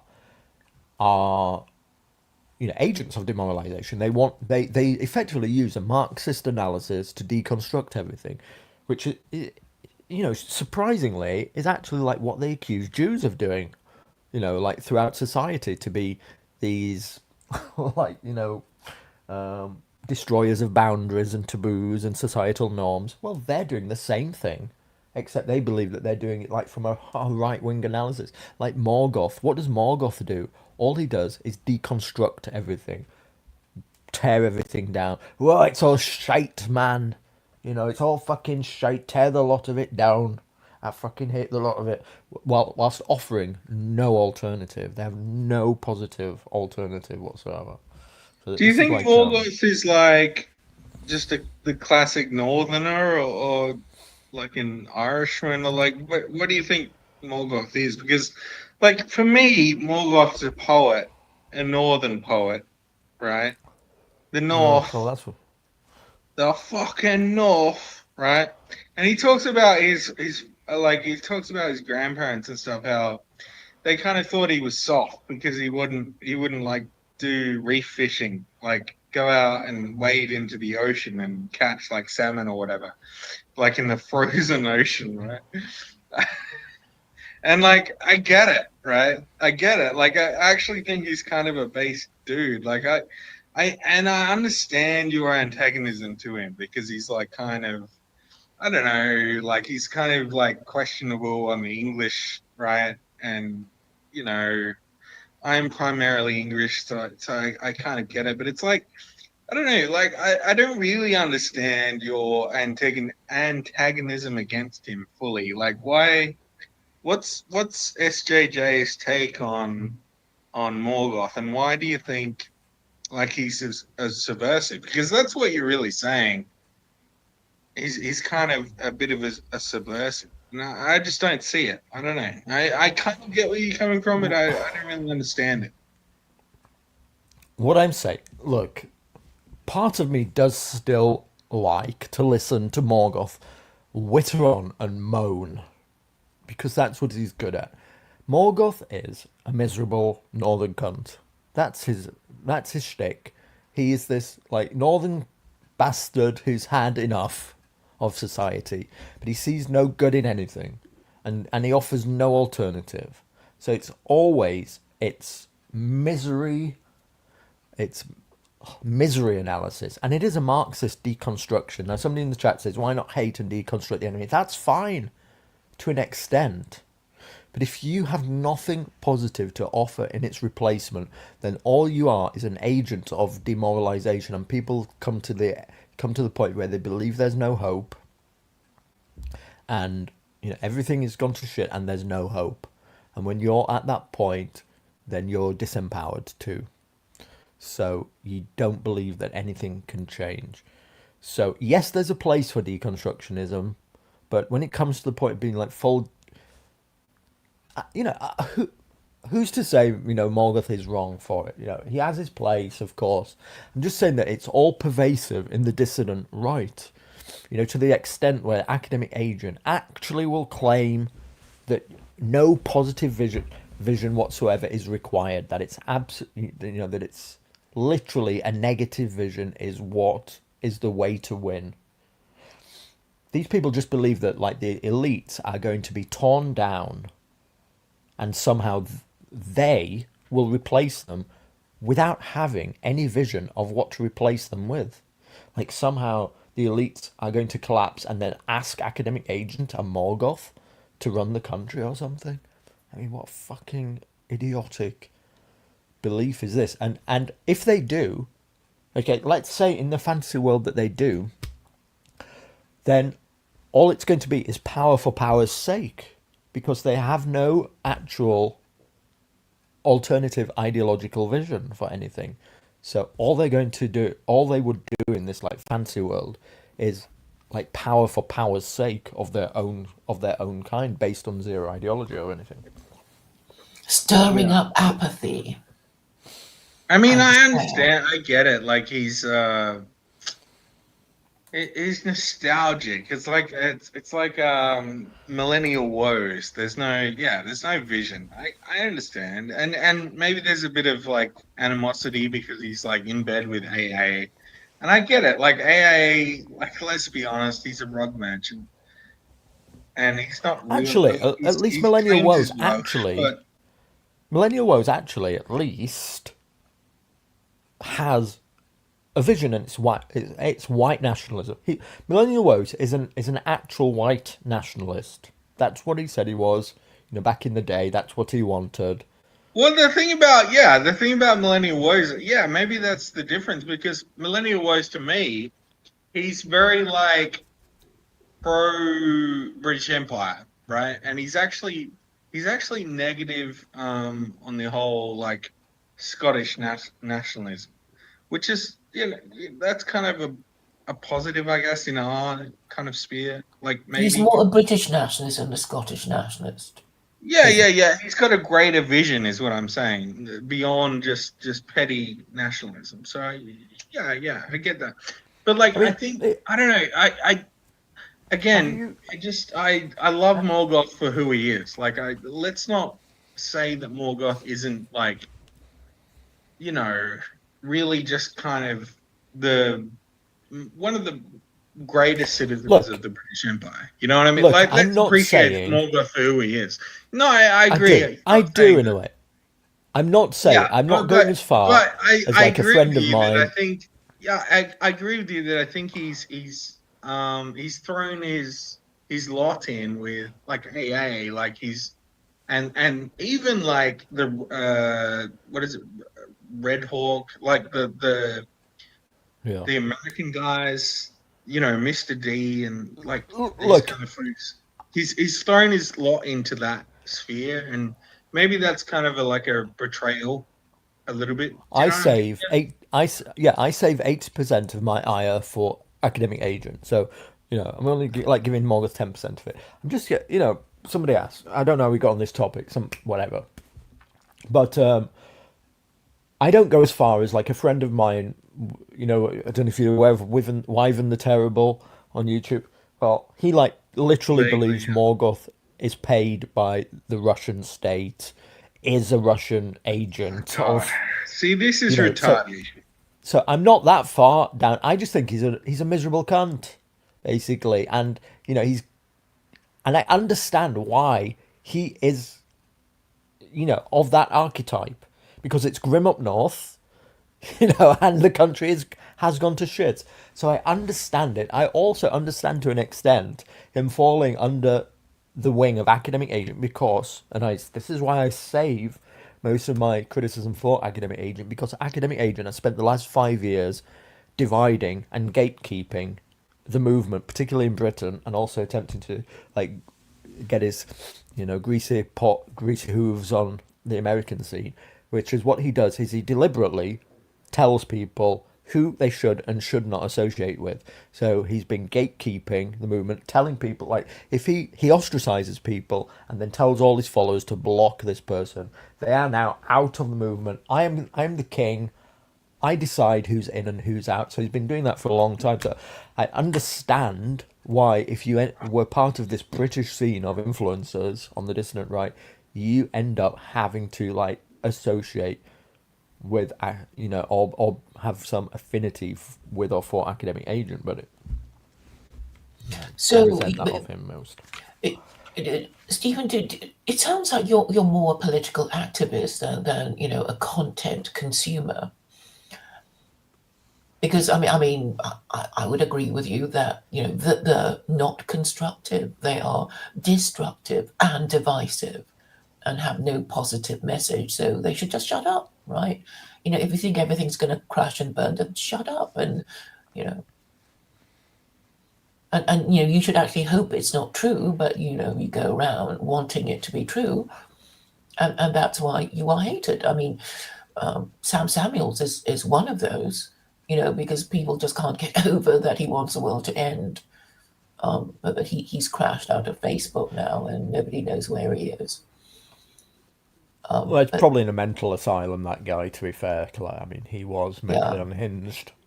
yes, he was, and So he'll come back at some point, you know, probably in rehab or something. or maybe a bomb did fall on him Oh, I doubt in it. Haifa. Maybe not. I don't know. But I think as a political activist, you would want to crush all these naysayers, as you called them earlier. You just want, you would want to kick them out if you had the power and ostracize them and tell your followers to ignore them, wouldn't you? If you have the power and the viewership and the following. I don't think That's I've what ever you'd like told to do, anybody. I don't really. think I've ever told anybody, don't follow this person. Don't, you know, if I see, literally, this is what academic agent does. He says, if I see anybody is following this person, you're blocked. You're ostracized. Literally, that's what he does. And he's done this But now the over the people last who 5 years. Yeah, and then he goes ahead on Twitter and posts their posts, or he like reneges on the so-called And ban. what's Do you more, know you what I see, mean? people Like don't like understand. the classic one I've is Keith seen, Woods. I don't know what happened with him and Keith Woods, but they had a falling yeah, out. And exactly. it went on for weeks and weeks. And then suddenly he was like, he posted, so he did this whole stream where who's an enemy and who's a, you know, an Yes, ally or whatever. exactly. I'm And then glad you know about it. he highlighted Keith Woods as an ally. And it's like, what? What's going on here? Yeah. I get it. It's wild. I think it's maybe, I don't know. When you get to a certain following, maybe you just like kind of play up the drama because you want to get more followers or something. You know, it's like Well, no, the there's more to it, famous you see. house situation. What people don't understand is I've seen behind the scenes of this because I've experienced academic agent threatening basically to sue me. You know, a tiny account like me, okay, just for making fun of him. So this is That's how wild. he's That's wild. litigious. Yeah, he's litigious. He's done the same to. I mean, Thomas Boundaries took it a bit too far, to be fair, but he like did the same to him. So not only is he publicly telling people who they can and can't associate with, doing who's a friend, who's an enemy, his friend enemy distinction thing, operating these mass block lists on Twitter, expelling people from the movement, so whilst having no oblige whatsoever, no like duty to rule properly, which is what somebody who is the de facto leader should do.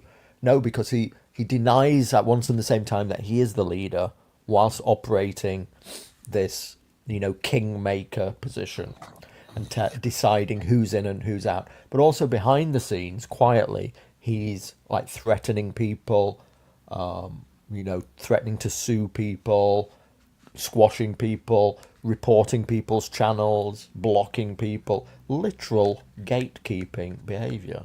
He's literally the gatekeeper. Probably a state operative. Or just a merchant. Allowed to keep his account, right? And or just, a greasy. I think it's just like rug merchant. I don't know. To give him like some credit, I think it's maybe just due to his academic background. Like he was in where was he studying? It was like a high profile university. But the point is, he has no idea. He has nothing to say that is constructive. I mean, I did, study what he was saying for a bit, and all he was saying that his daughter AAA might produce offspring that might overthrow the current system, and that's far as it goes. Yeah, but to be fair to the man, what he does do is he brings in normies. I mean, actually, my dad was more convinced. My dad was more convinced by a more than anyone else, just because he writes books and my dad reads, and that's really the only, like, he's like a traditionalist in terms of the fact that he's still like kicking on with the old media, and he smokes cigars. I don't know, like, it's not okay. He panders to the middle class intellectual, I mean, that's why he's so powerful. It's like, everybody thinks nationalists are knuckle dragging apes, and But Robert, when you say he's like, I don't know, can bring normies on board, what is he bringing them on board with? Like in our country, it was to vote Labour. He spent the last 5 years convincing people to vote for the Labour Party. That's the sum of his influence.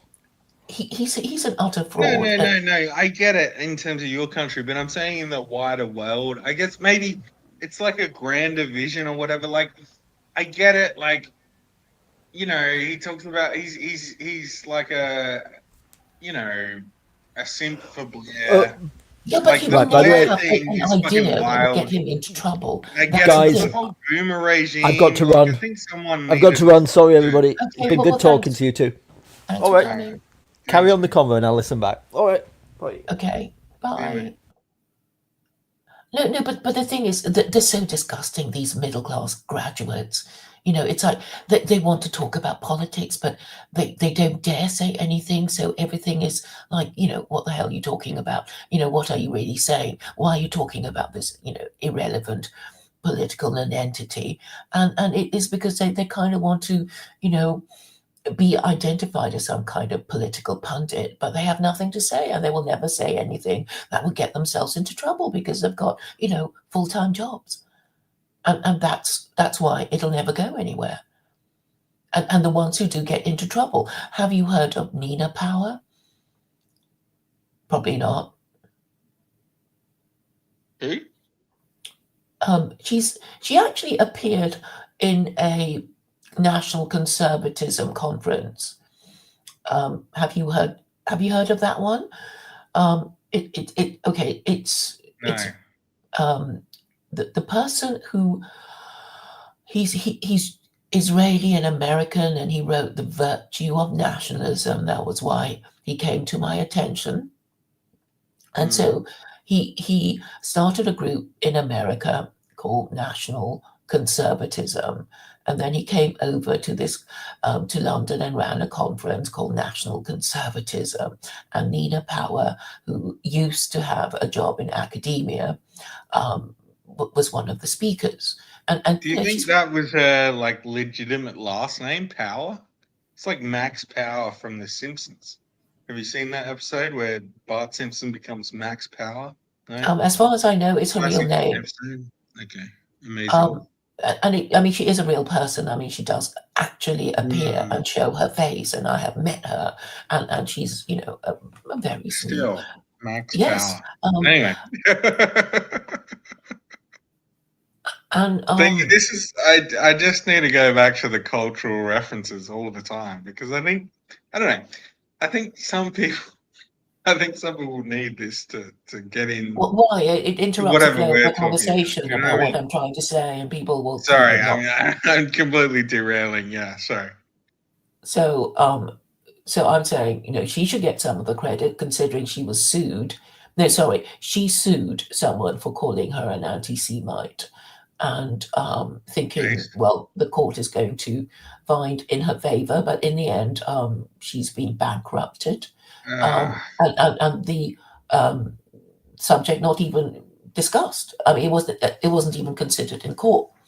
Yeah. So, I think, but anyway, the whole court system is rigged, and I used to once, think I might do that, if I could afford it. But now, you're not even going to get it properly considered by the court because the whole court system is rigged anyway. So I'm saying, as a person, Nina Power has done more to make the point that we have no freedom of speech, and all those people who are supposed to be, thought leaders are really just deliberately sowing division and gatekeeping, as Stephen was saying earlier.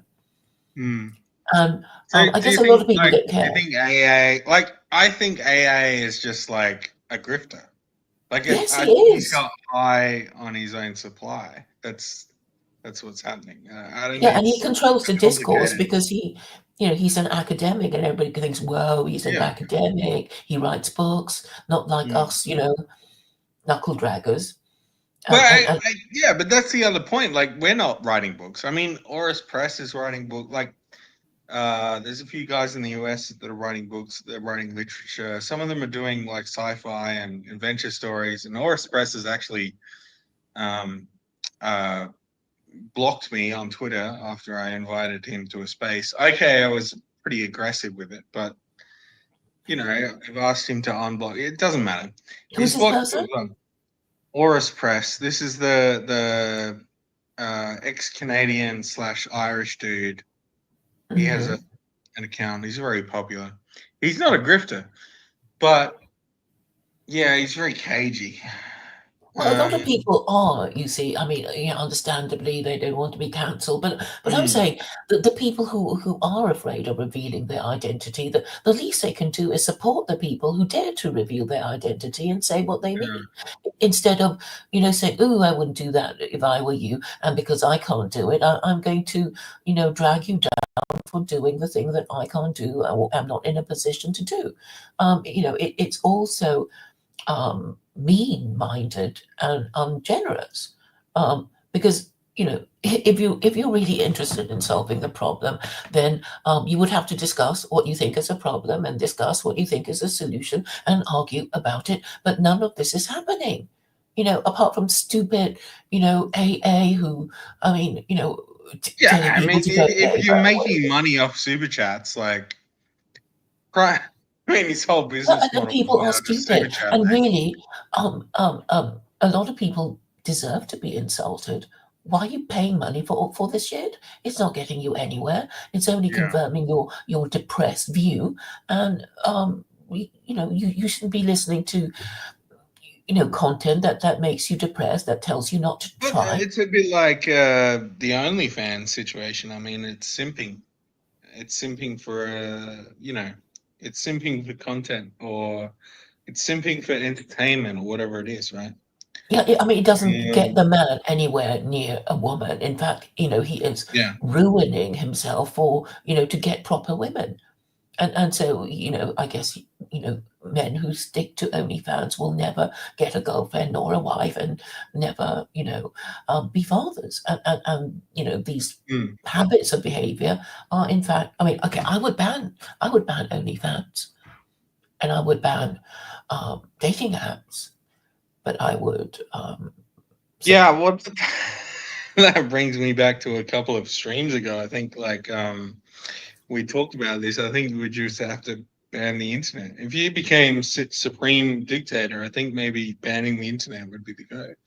And maybe you disagree with me, but Well, I I wouldn't think ban the whole thing because I think my world would collapse without Wikipedia. Where would I? This comes Get back my to the whole information from? Derek Jensen sort of the ultimate question, which is like, how far do you sell your soul for conveniency? Like, how far would you go? Yeah. That's sort of the modern world that we live in. And the other question is like, we talked about grifters before, but it's like, shit, I've forgotten what I was going to say. I had a great point. Grifters. Maybe we come back to it.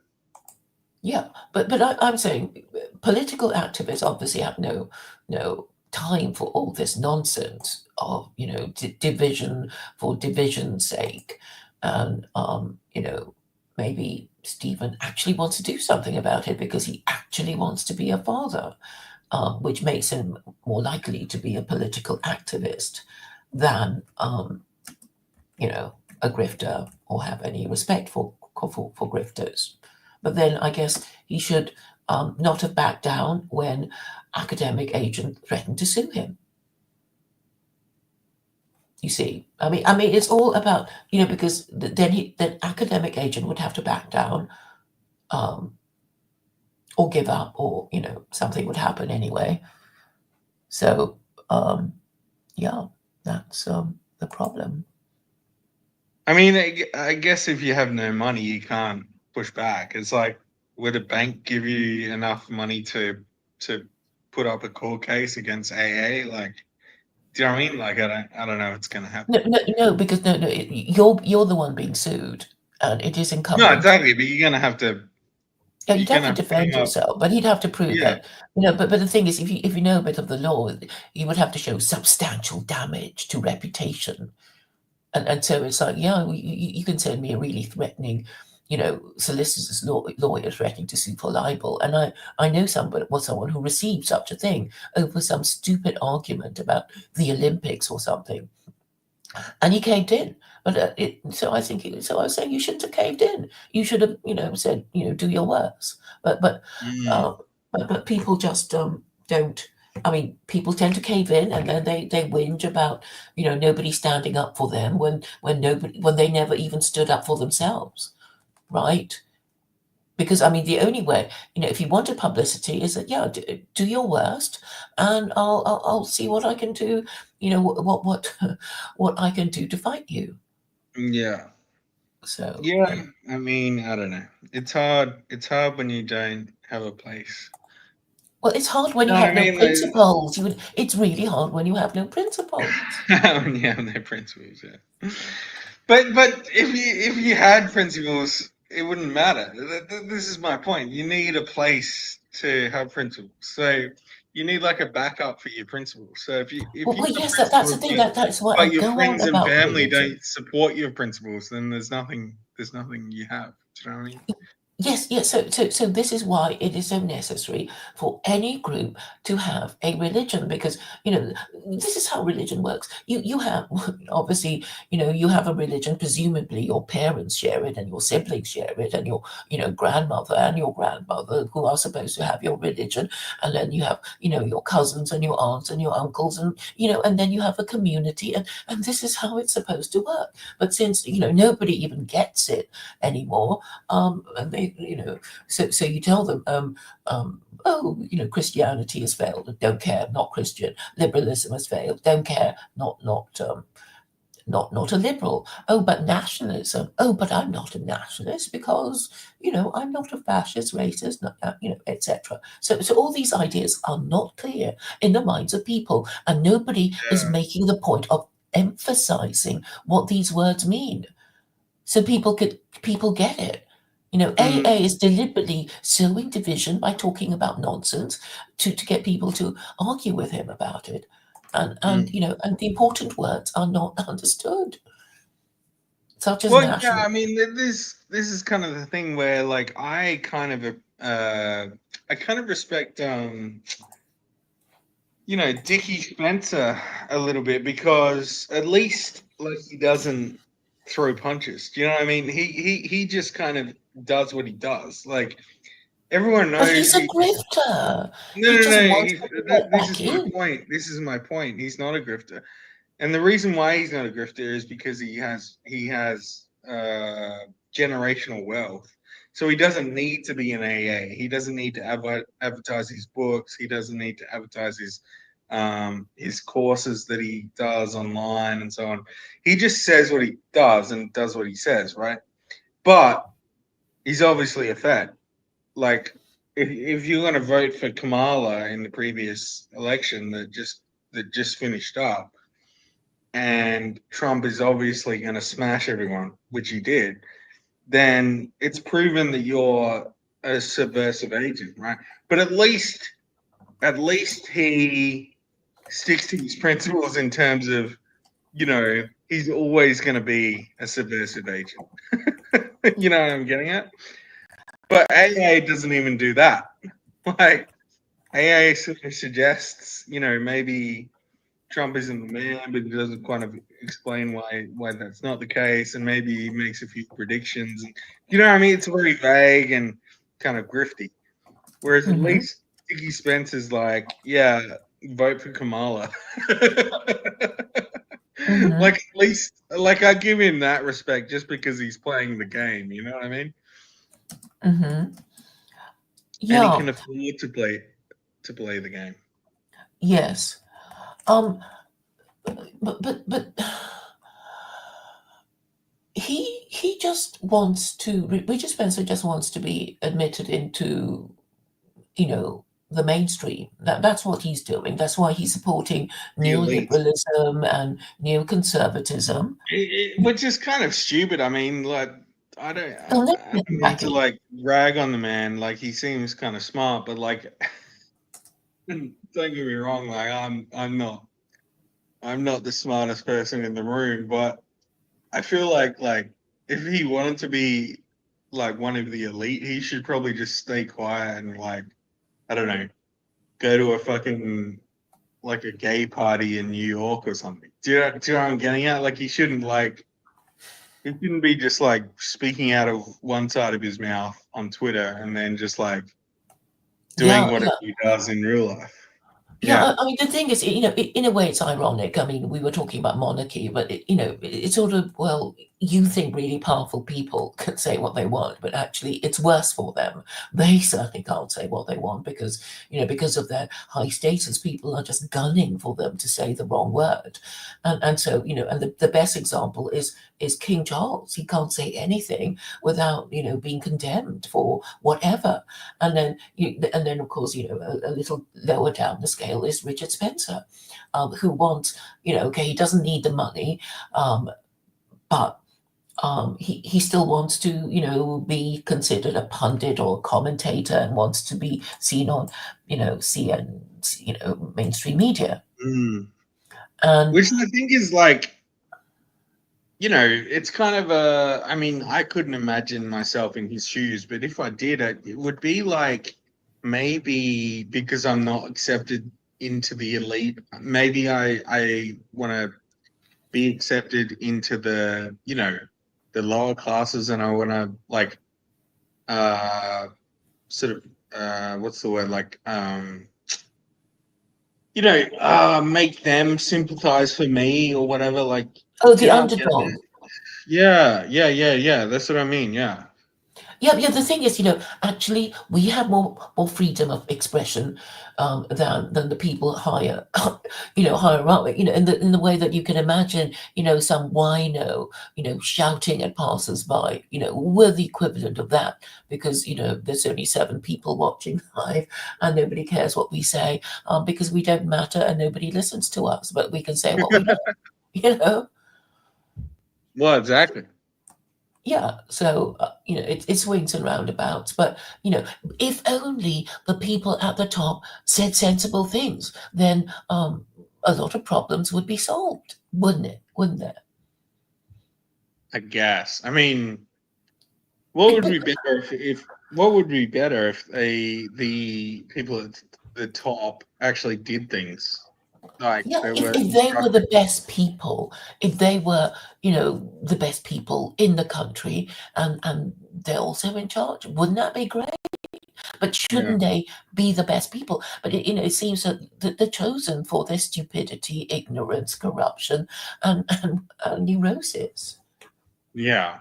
It really does look like they're chosen just because they're stupid and don't want to know and can be easily manipulated. Because why was Kamala being pushed? Because she's a woman, because she's not white, but she doesn't know anything. Hmm. And she's obviously not happy with it, because there's nothing more horrible than being over promoted and thinking, hell, I don't know what I'm doing. I better go for instructions from the people who put me there, and of course they'll be happy to tell you what to say. Well, You know, that's the other thing. I mean, like it more and more, like Kamala's an obvious example, but I think like I don't know what Trump is going to do, and I'm glad that he has his own voice. But what I'm saying is, these people that want to like crave power and want to get up in society and like take control or whatever, it's like you know they don't have their own voice. Like they don't have inner destiny. Like they're just taking orders, and they don't really know how to act if they don't take orders. Do you know what I'm saying? Like Kamal is an obvious example, but there's many more behind her, and they're all like, "Oh yeah, I'll do whatever you want me to say," but they don't have their own vision. hmm You know what I mean? That's one thing that Trump does have. Um, thank God for that. But whatever it is, you know,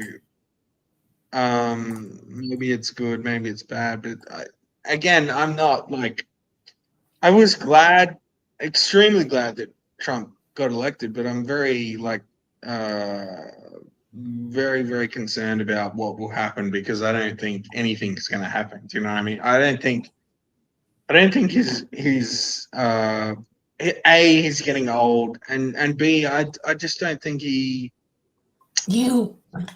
he Yeah, has the I know, balls because we don't want to get to our do hopes up next only to thing. have them dashed again. I understand. So we dare not even hope.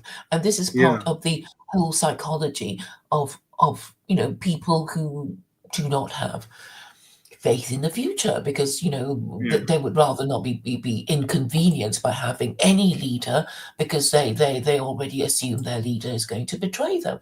And this is this kind of attitude is you know par for the course in nationalism. mm, And I've spoken to a few veterans, you might say, and because they're only going to betray us if we follow them. And if I'm the leader, they're only going to come and victimize me, so I'd rather not be the leader. All these things go through the minds of people, and they're not acknowledged. And it's like, well, if it's all going to collapse, as Stephen Broughton would say, then because I don't believe in an afterlife, I will just do what I can to make the best of things.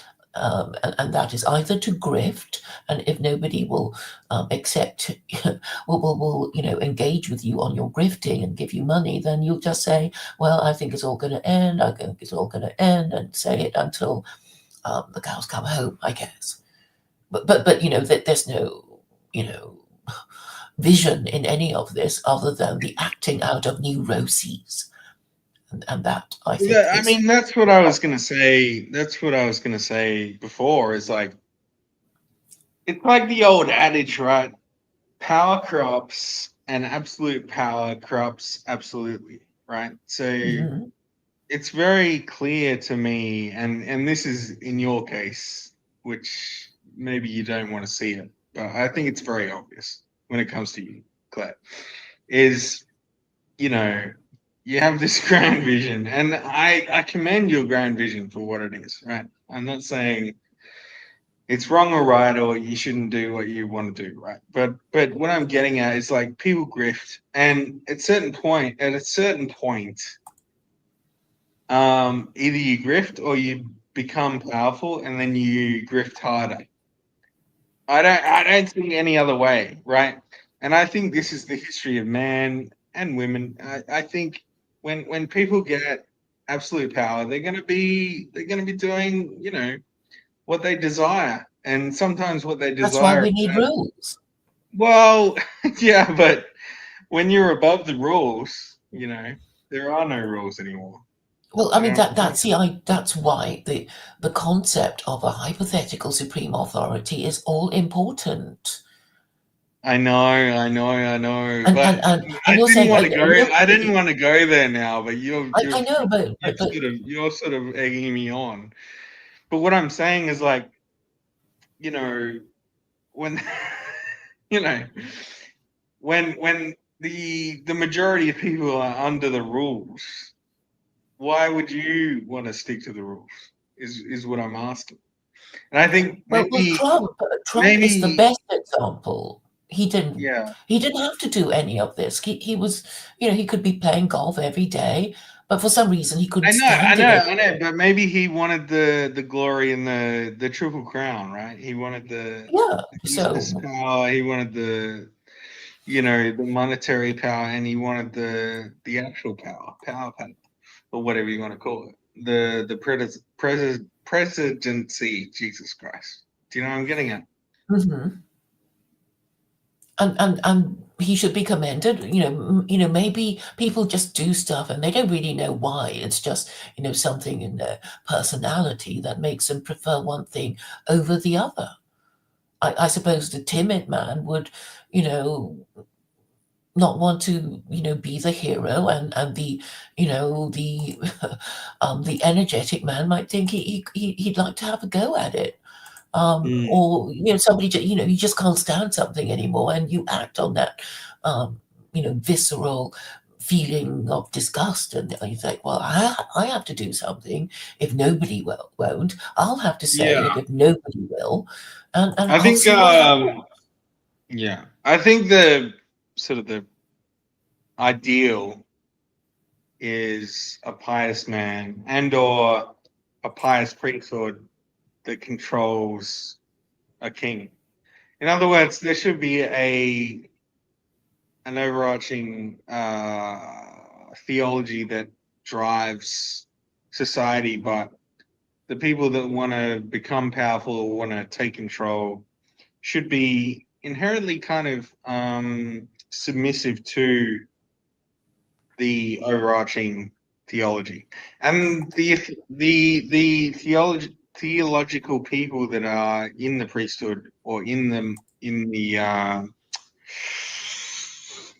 cathedral, or the what do you want to call it, Establishment, the the ruling class.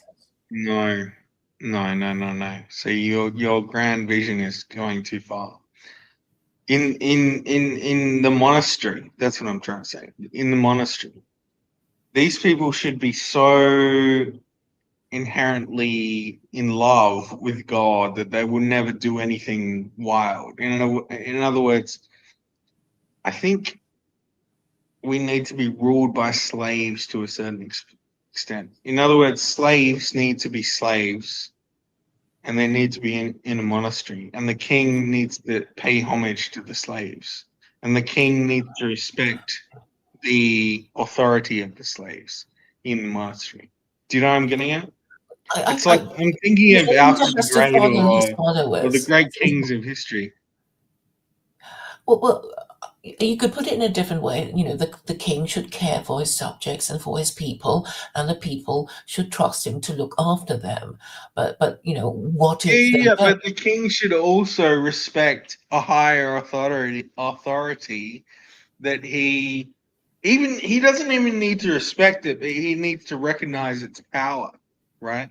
And I think the power itself, i.e., the monastery, or the cathedral needs to be submissive within their own house. So they would never dream of trying to corrupt the king or subvert the people, because that would be against God, right? Right. Oh, I'm so glad you mentioned the God before I did, because that's why I think the hypothetical supreme authority, whether we actually believe in God or not, is important. Because centuries ago in ancient China, there was the idea of the mandate of heaven, which is a Chinese version of the divine right of kings. Have we discussed this? But I'll I repeat it for think the we have, benefit. but yeah, I think we have, but that's my point. I think so. This is kind of actually the good thing about Trump is I think Trump realizes, whether it's like a religious power or whatever it is, right? We can talk about like, bagel influence in American society or whatever it is, or the small hats and so on, right? Or the financial gurus, right? But Trump, I think, realizes that, and I think this is fundamentally why Trump won, by the way. I don't know if you know this, but I think the powers that be decided to not do an influence on the election. They They decided to decided not to steal it. to not fortify the votes, so to speak, right? And I think the reason why they decided not to is because they realized the other side was incapable of leading, and they realized Trump was their man, right? And so Kamala obviously wasn't their man, right? So I think they chose a side, and I think that's pretty obvious considering the outcome of the election, considering that like before the previous election there was like what 10 million votes more or something. Like there was a great many votes more that happened out of the ether than the election where the recent election where Donald Trump was elected. So someone's changed sides is what I'm saying. Yeah, because I think, well, if Trump is going to, it would be too much trouble if we actually tried to steal the election. So we'll let him get into office and deal with him, and he's not going to be there long, and then we'll deal with Vance. Right? That's how they would I be don't thinking. know if that's the case. I don't know if that's the case. I think they just thought that Kamala is so poorly equipped to lead that there's only one really option, and Trump's our option. And I think Trump is, sympathetic to us in terms of like previous actions. So he's our man, basically, Yeah, yeah, because because I mean, imagine, her it dealing with wasn't like foreign a thing leaders. where, yeah, well, it wasn't like a thing where, he could be dangerous or whatever. You know what I mean? Like this Yeah, yeah, whole like yeah, liberal I talk he's agree. saying I mean, about he he could be isn't like the dangerous. ultimate dictator. It's just bullshit. Yeah, I mean, but he has a mind of his own. But Kamala will be just like, what am I going to say to Xi Jinping? Yeah. What am I going to be saying to Putin? Help, help. And Mm, everybody would have to be, kind of clearing up the mess after she's had a meeting yeah. talked about nothing for, hours on end and annoying Mm. everyone and forcing everyone to laugh at her jokes or something. Yeah. No, but that was the I guess, thing, no, you weren't but I supporting. laugh because if she had ultimate power, that's exactly what she would be doing. Yeah, you have to She'd laugh be at her like the jokes. ultimate retard, what was like Pol Pot, right? She would be like Pol Pot or like what's another classic retarded dictatorship? Like the first Korean dude, what was his name? Kim Jong Il, Yeah, they just one of like the, clap for clap's sake, like please clap, and like they clap for hours you instead don't of want to be minutes or whatever. the first one to start clapping, do Yeah. you? Like if she had ultimate power, that would be what was happening. Do you know what I'm getting at? Yeah. Yeah, but I mean, there's so much psychology going back around behind it. I mean, talking about clapping, I was at a Tory party conference once, and I was in this room, and then there was this really, there was this man, and he came in, and he basically strutted in, and then he went, and it was so loud, and everybody turned around, and then somebody started clapping, and then everybody started clapping, and it was just kind of scary in a way. Was it Tony Blair? No, no, no. It was a Tory party conference, but it was like, Yeah. Anyway, that was a signal, and another kind of crowd behavior that I noticed was, it was just a Mexican wave, and there was this concert, and I could see that it was coming, round, the stadium, and I thought, I'm not going to stand up like a stupid, you know, um, I'm not going to stand up when the wave comes, and I just found myself standing up. It wasn't as silly, but I did. Yeah. Well, it's like the old question, that the liberals ask is like when when the Stasi takes over your town or whatever, and everyone's, rounded up. It's like, would you be the first person to put up your hand and say, no, this is bad?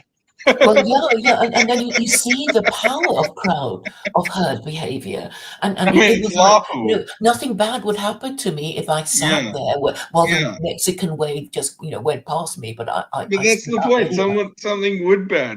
Something bad would happen to you. Is my point, because you can't. So people talk about the craziness of the crowd or whatever, but yeah, the reason why we respect the crowd is because it is crazy and it does go Because wild we merge into it. That's why. And when people say, and it is things like dangerous. football is your religion, you kind of see why. If you ever watch, if you're ever part of a match, and everybody just groans at the same time, Yeah, when somebody missed a goal or whatever, and that I think is a kick that a lot of people get when they watch football. They want to merge their consciousness with the crowd. yeah. And well, some might say it's a glorious feeling, others might find it frightening, but yeah.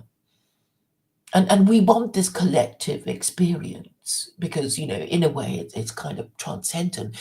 I have transcended my own individuality by partaking of that Mexican wave or whatever it was. Mm. I was swept away by the crowd.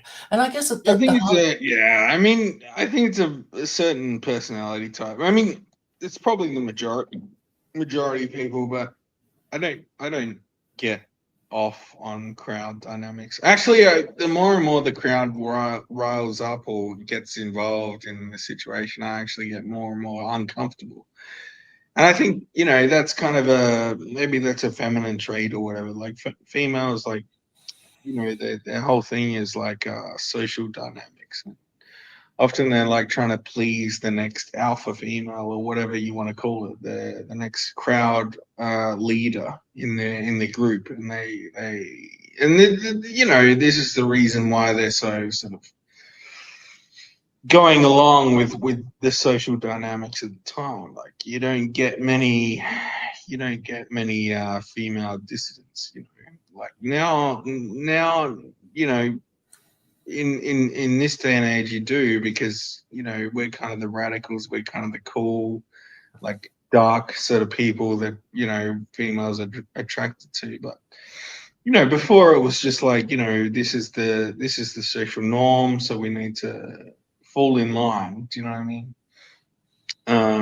That's the thing I find about crowds. It's a very female thing, even in a football crowd or whatever it is. because Like it's all emotion and not much analysis. yeah, exactly. Yeah.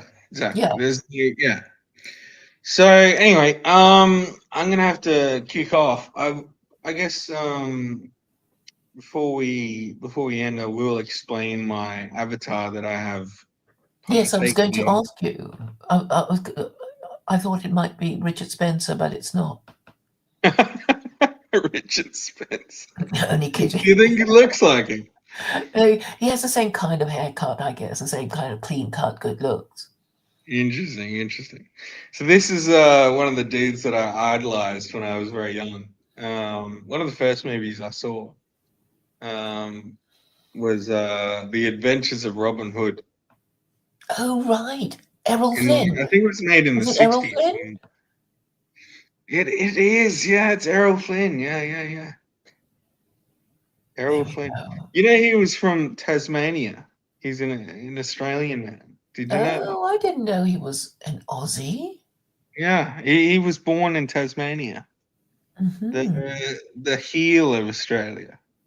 Oh! Did you hear this plan of Zionism in Tasmania by? Oh yeah, I did catch that actually. I heard that. Yeah. Was that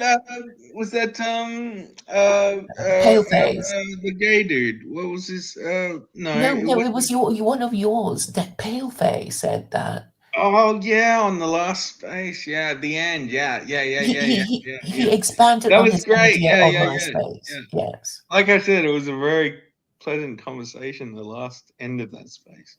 I think the Yes. whole thing was kind of a little bit chaotic before that. There was kind of this autism about law in Australia, and it was Yeah, fine. yeah, Like I two said, I lawyers thought you talking were very together, and informative. then I was, and then I was added to the mix, and then it kind of exploded, and Tacitus kind of rage quit or something. Yeah, yeah.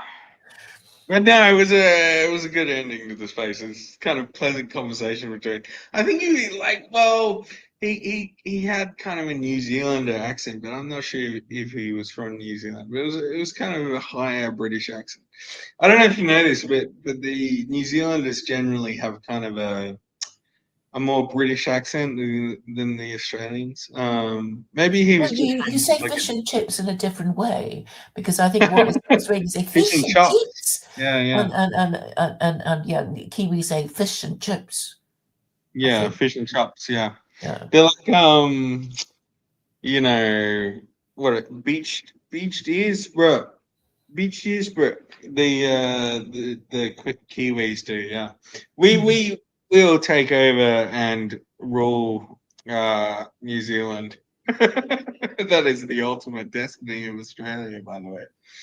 To become an empire in the south, but Yes, it could be the Australasian Empire or something exactly, like yeah, that, exactly. or the Australasian Republic, the new And Republic of obviously, I think Australia, Indonesia. Well, that's the going to be a Islamic challenge, but Republic of Australasia. yeah. I've just thought of Maybe an even we'll take back Hong Kong. We'll see. I've just thought of an idea because of what happened in your last stream, because we were sort of into discussing, I think, a subject of interest, which is the idea of of Tasmanian Zionism, and then Yeah. your computer gave out, and the space ended, and it was continued on MySpace, and I was thinking there could be a virtuous circle of people, like we certainly end the stream and we continue it on the other person's, that one of the guests channels, Oh, yeah. to kind of create an ever increasing circle of virtue of people who talk about the meat and potatoes of philosophy and politics, Mm, because we kind of need a cliffhanger, right? To make people, yeah. oh, well, I wonder what they were going to say about, I didn't hear the end of it, that kind of thing. Well, maybe I don't know. Yeah, I think it could work It's an that way. interesting thing. Well, Stephen J. James has said, well, he sounds supportive, and I think he wants it to happen. And I do appreciate his comment. I don't know if he has as much faith as I have in myself, like in terms of Well, I mean, okay. This is what I'm going to try and do for you guys. I'm going to get you a woman through secular Quranism. How about that? Well, yeah.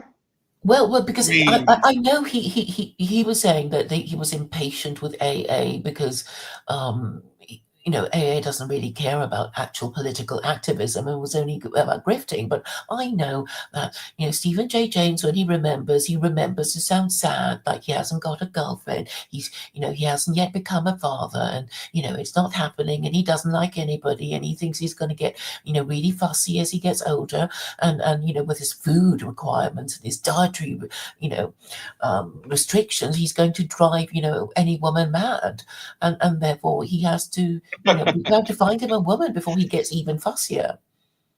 I think it'd be very simple for a woman to feed him. Like, Yeah, I guess, yeah, just keep giving him yeah, meatballs and nuggets meatballs, and and. yeah, I think it'd be fine. Like, I think that's actually probably a bonus.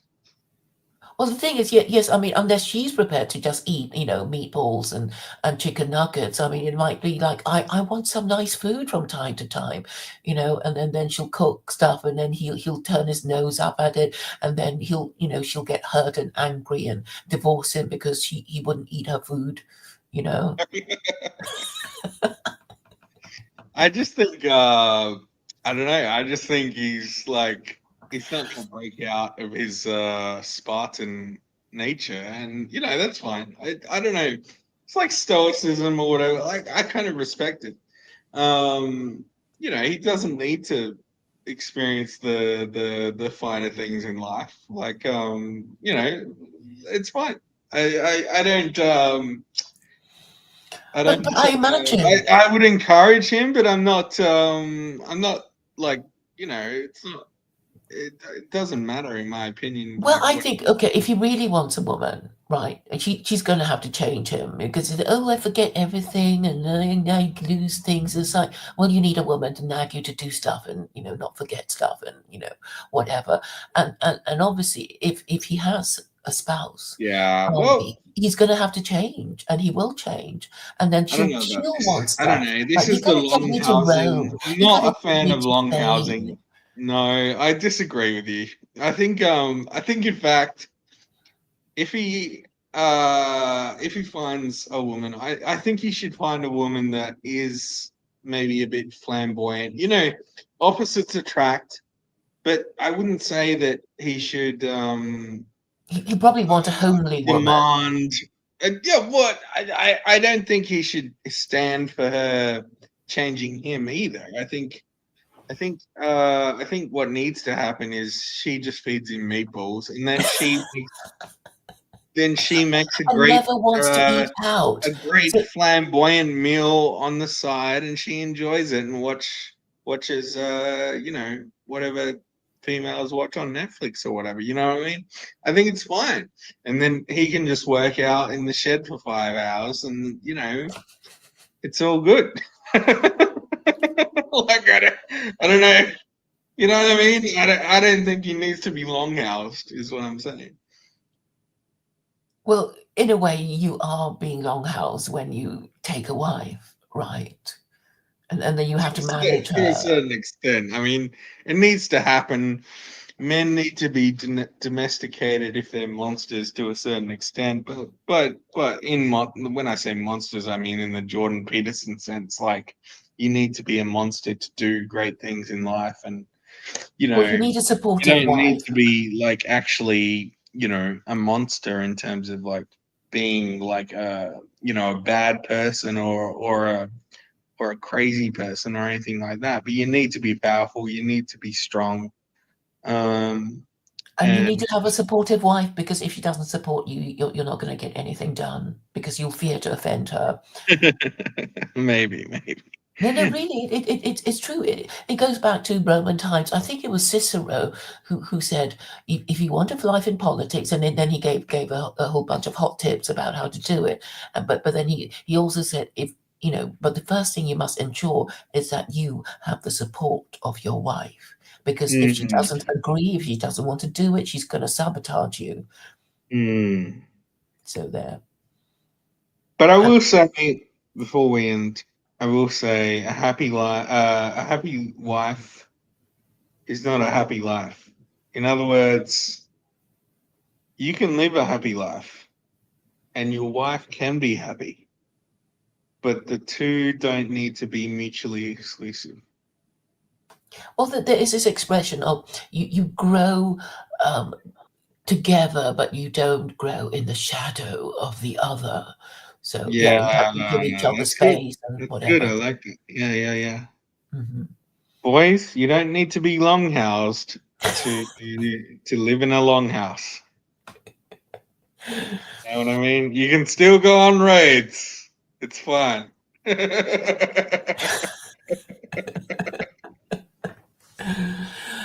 Well, thank you very much, Rob, for the first Claire and Rob show. And I guess the next time it will be on your channel and then back to mine, and this is how it's going to work, is it?